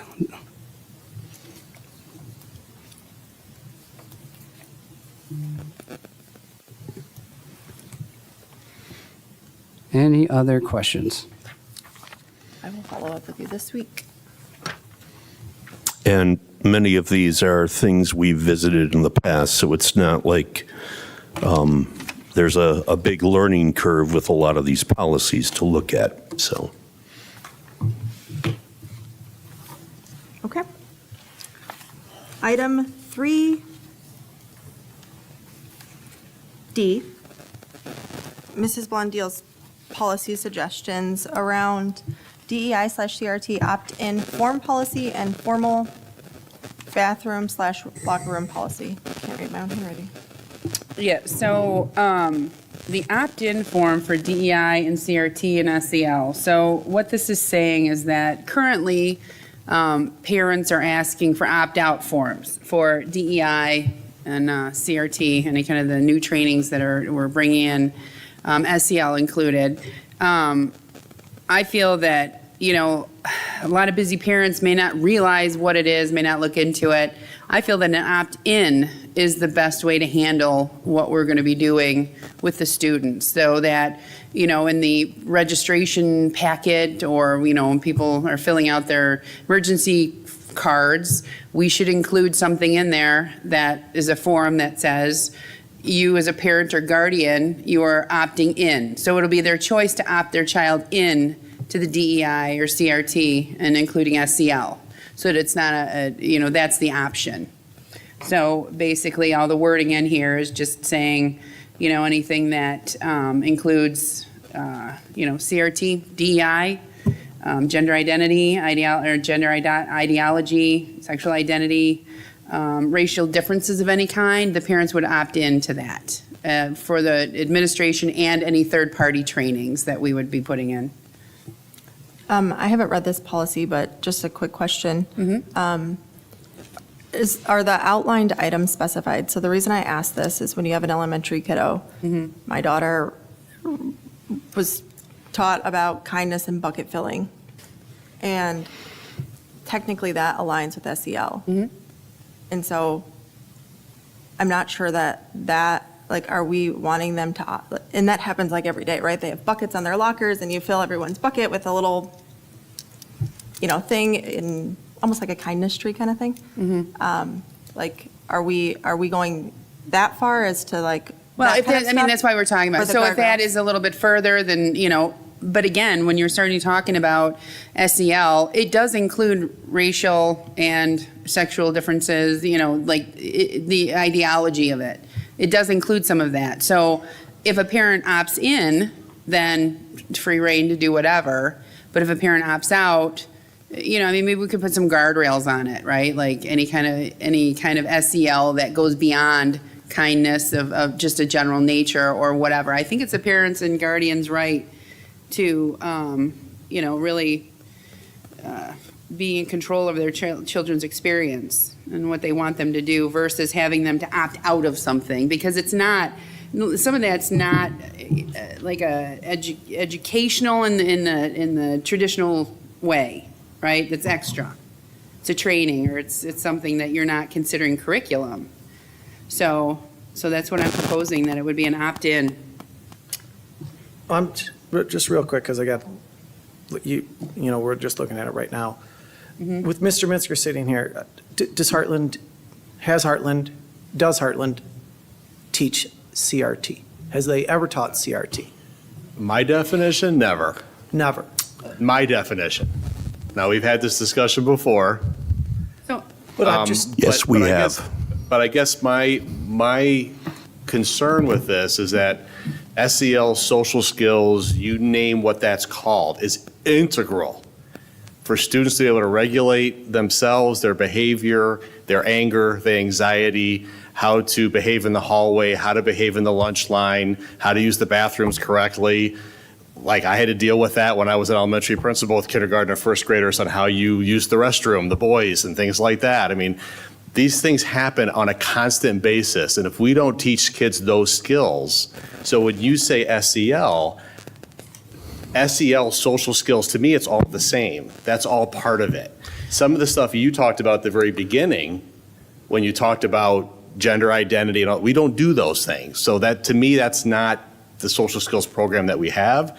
The things that we have are all in the binder that you looked at and that several people have looked at. That's what we teach our kids. There's nothing that's in there that's inappropriate. So I'm confused on what this is, and I'm really worried that if this is a SEL social skill ban and teachers, our parents have to say opt in only, and we miss kids, we are doing a disservice to students in teaching them at a young age how to learn and setting up how to learn. So it has to be some guidance or some guardrails or something in here because I'm getting worried about what I'm hearing. Well, I understand what you're saying. When I was looking at that book, that I displayed, I had talked to you about a reoccurring theme, which is the young girl in the hijab, right, or the whole face covering, right? I'm not opposed to teaching kids kindness with all kinds. I want a redheaded kid in there. I want a kid with acne. I want a fat girl. I want all of it. It seems, and I had talked to you about that, and you said you disagreed, or you whatever we said, we agreed to disagree. My explanation was our students have to see themselves in the curriculum. And all those pictures in there represent people. It says somebody with crutches. There's somebody that has a disability in there. All these kids, if they see themselves in the curriculum, they're more apt to learn the curriculum. I agree with you. And I didn't see all the kids in your But that's why I didn't see all the kids in there, and so that's why I Only said that. chose the one girl. No, I flipped through all those pages. There was plenty of pictures in there. You didn't. You said the reason that you told me the reason you did that too. So we had a little bit further discussion. So I'm not limiting the ability for the school to say, everybody should be nice to everybody. I am, I have been a victim of bullying. My children have been victim of bullying. I am not somebody that doesn't think that it happens. I'm saying it's the way that when you say critical race theory is separating people with color, gender ideology, right? Like all of that stuff actually separates people. If you look up studies, there are more studies proving that those kind of things actually bring up bias that weren't there before. And have you looked that up? Have you done research into the opposite effect, other than everybody saying that this is such a great thing? I understand what you're saying, but you need to tell me where this is happening, Where what's happening? what you're describing.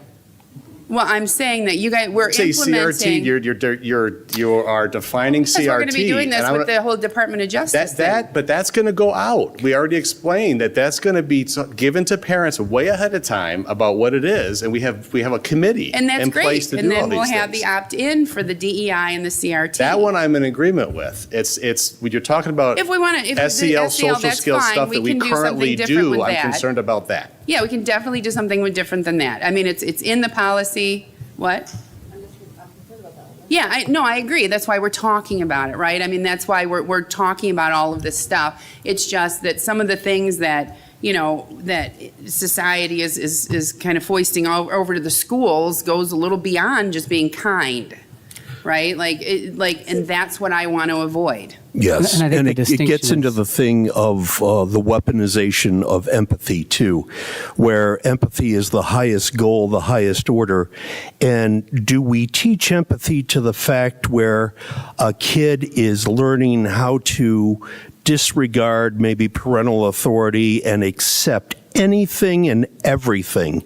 And do we tell kids that any kind of judgment is bad? That's a big issue. That's where a lot of people have a big concern with SEL. There's empathy lessons that are in that binder. You can come meet in my office, and I'll show you exactly what the kids are saying. So Mr. Minsker and I had, I think, a really good conversation about SEL last week. And I think there's a couple things. One, as a board, as a district, we have to safeguard the students and the community going forward, not just under Mr. Minsker, but under future assistant superintendents of curriculum and so forth. So I think the disconnect here may be the fact that, Mr. Minsker, I respect your curriculum now does not contain some of these things, but the concern of a lot of parents in the community is, when does that change? When will that change? How could that change?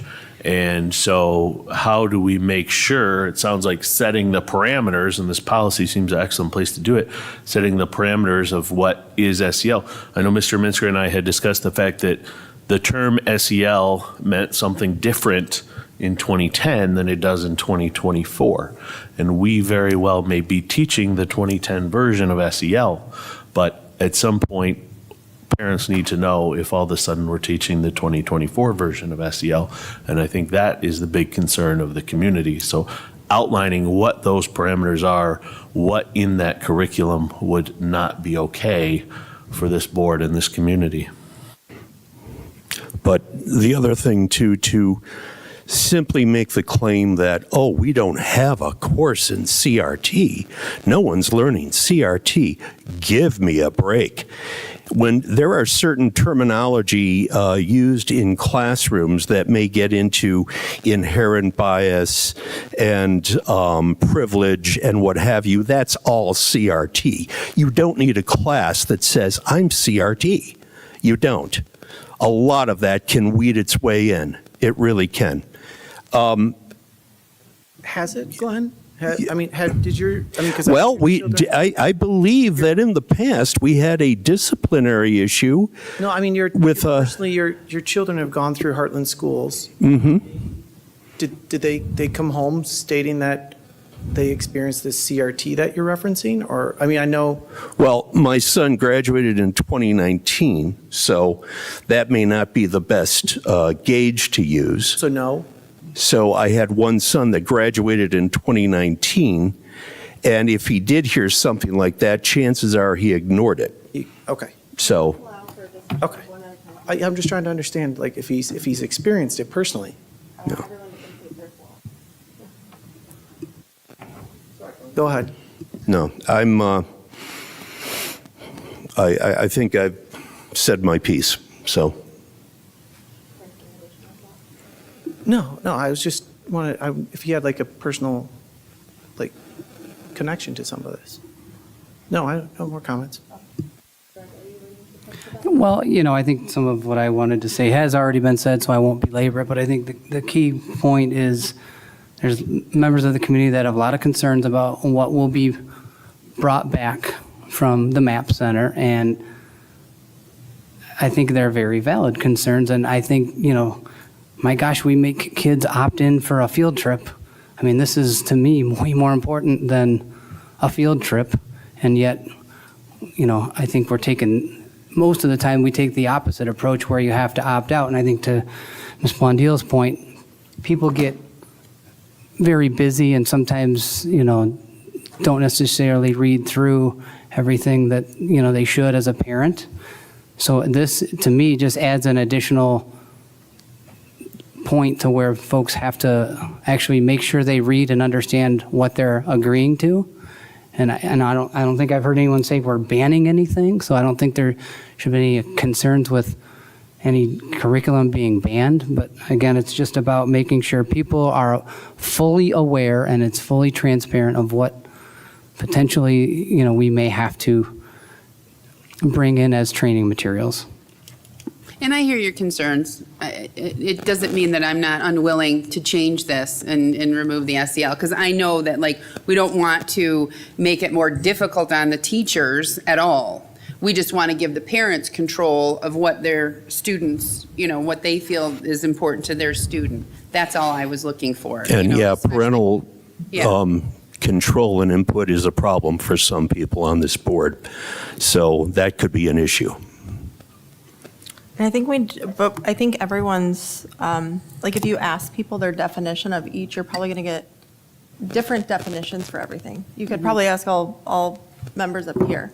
And so I think level setting some of that and the guardrails around that, like you said, Michelle, because what we don't want to happen is a parent misinterpret what something is, and then we have a student who doesn't get a bucket on their lock. I'm just throwing this example out there. Yeah. And so, right. You know what I mean? I just want to Totally agree. make sure that that is fully understood, because I think sometimes, you're right, parents don't take the time to fully understand things. And sometimes our definition, they see a word or a trigger word, and they think it's something else when really it's elementary kids filling each other. You know what I mean? Yeah. And so I think we just, I think. So, yeah, we can look at removing the SEL from that. I think the CRT and DEI, that's mine, because I'm reading off of it. But I believe the CRT and the DEI, and we may have, I've done a lot of studies on it. I've got a lot of information, so I can pass them along for that. Okay. Yeah, the DEI stuff, I don't know if we've spent time talking about the SEL, but if we're moving on to the DEI, I think that is absolutely 100% something parents should opt into. And for multiple reasons, going back to that agreement signed with the DOJ, I know I've asked, prior to being a board member, I asked for an opt-out form 3 or 4 times. I was told it wasn't available. A lot of parents have been told it's not available. Now, those parents are not going to keep emailing every month until it's available. It's going to fall off their radar. And then one day, their kid's sitting through a DEI assembly. So we need to make sure that, I think 100% of the DEI is opt-in. I think that's what the parents of this community expect, given the situation. Thank you. So then the other one is, again, President Trump has said that he will not fund districts that are engaging in CRT, DEI things. So I'm looking at our bathroom policy. We don't have one. And we've got something in the student handbook. And while it's not, it may not be a prevalent issue, it has been an issue with some students. We have gender-neutral bathrooms now, so I am proposing this new bathroom policy that says that all the students that identify with their birth gender go in those bathrooms, and then the gender-neutral will be used by anybody else that feels that they want to use that bathroom. But I feel that the ability to do this is what we need to do for the community. I've heard a lot of complaints from the community about this, especially since the last policy that there was something added in that, you know, about not telling parents. Like, that was just always it's disappointing, and I just don't feel, you know, in hindsight, I should have said no. I should have said no. So I'm admitting that right now. And so that's removed out of this, that the parents are not excluded from any conversations. I think legally, we need to just be cognizant of mandatory reporting. Understood.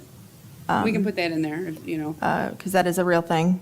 I think any of our educators and our staff, I think we're even held to mandatory reporting at the board. If you're a nurse, you're held to mandatory I agree reporting. completely. Yeah, I agree. I don't want that to get lost. Understood. There's laws that are already in place for all of that.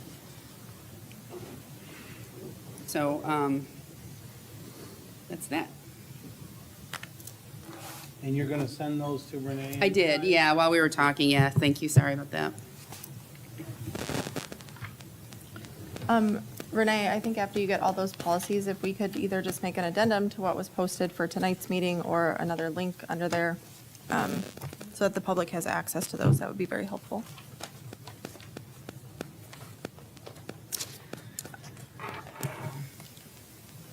I was just going to say one thing. I appreciate everybody's input tonight. I think it was a pretty good, opportunity to have a conversation as a team up here. So thank you for your participation. And again, too, I don't think there were many surprises over the policies that we went over, so. Any further discussion? Item 4, informational items. Future meeting, our next board meeting is December 16th, 2024 at 6:30, last meeting of 2024, before Christmas. And so, any informational items for the group? I do have a quick question. Megan, I earlier did not hear you respond to Greg's question that he asked, and it concerned me. Could you please repeat that? Greg asked a question regarding my candidacy for secretary, and there was a comment made, and I didn't hear it in full. I didn't. Oh, I just said I haven't spoken to you, nor have I spoken to anyone, because I didn't think it was on the agenda. So I never spoke to you about your interest in becoming secretary. Oh, okay. Mr. Scott's interest in becoming secretary. Obviously, I don't think that Mrs. Blondell or Mr. Costa would have put their. Very good. I didn't understand. I just wanted to clarify. That's all. All right, this meeting's adjourned.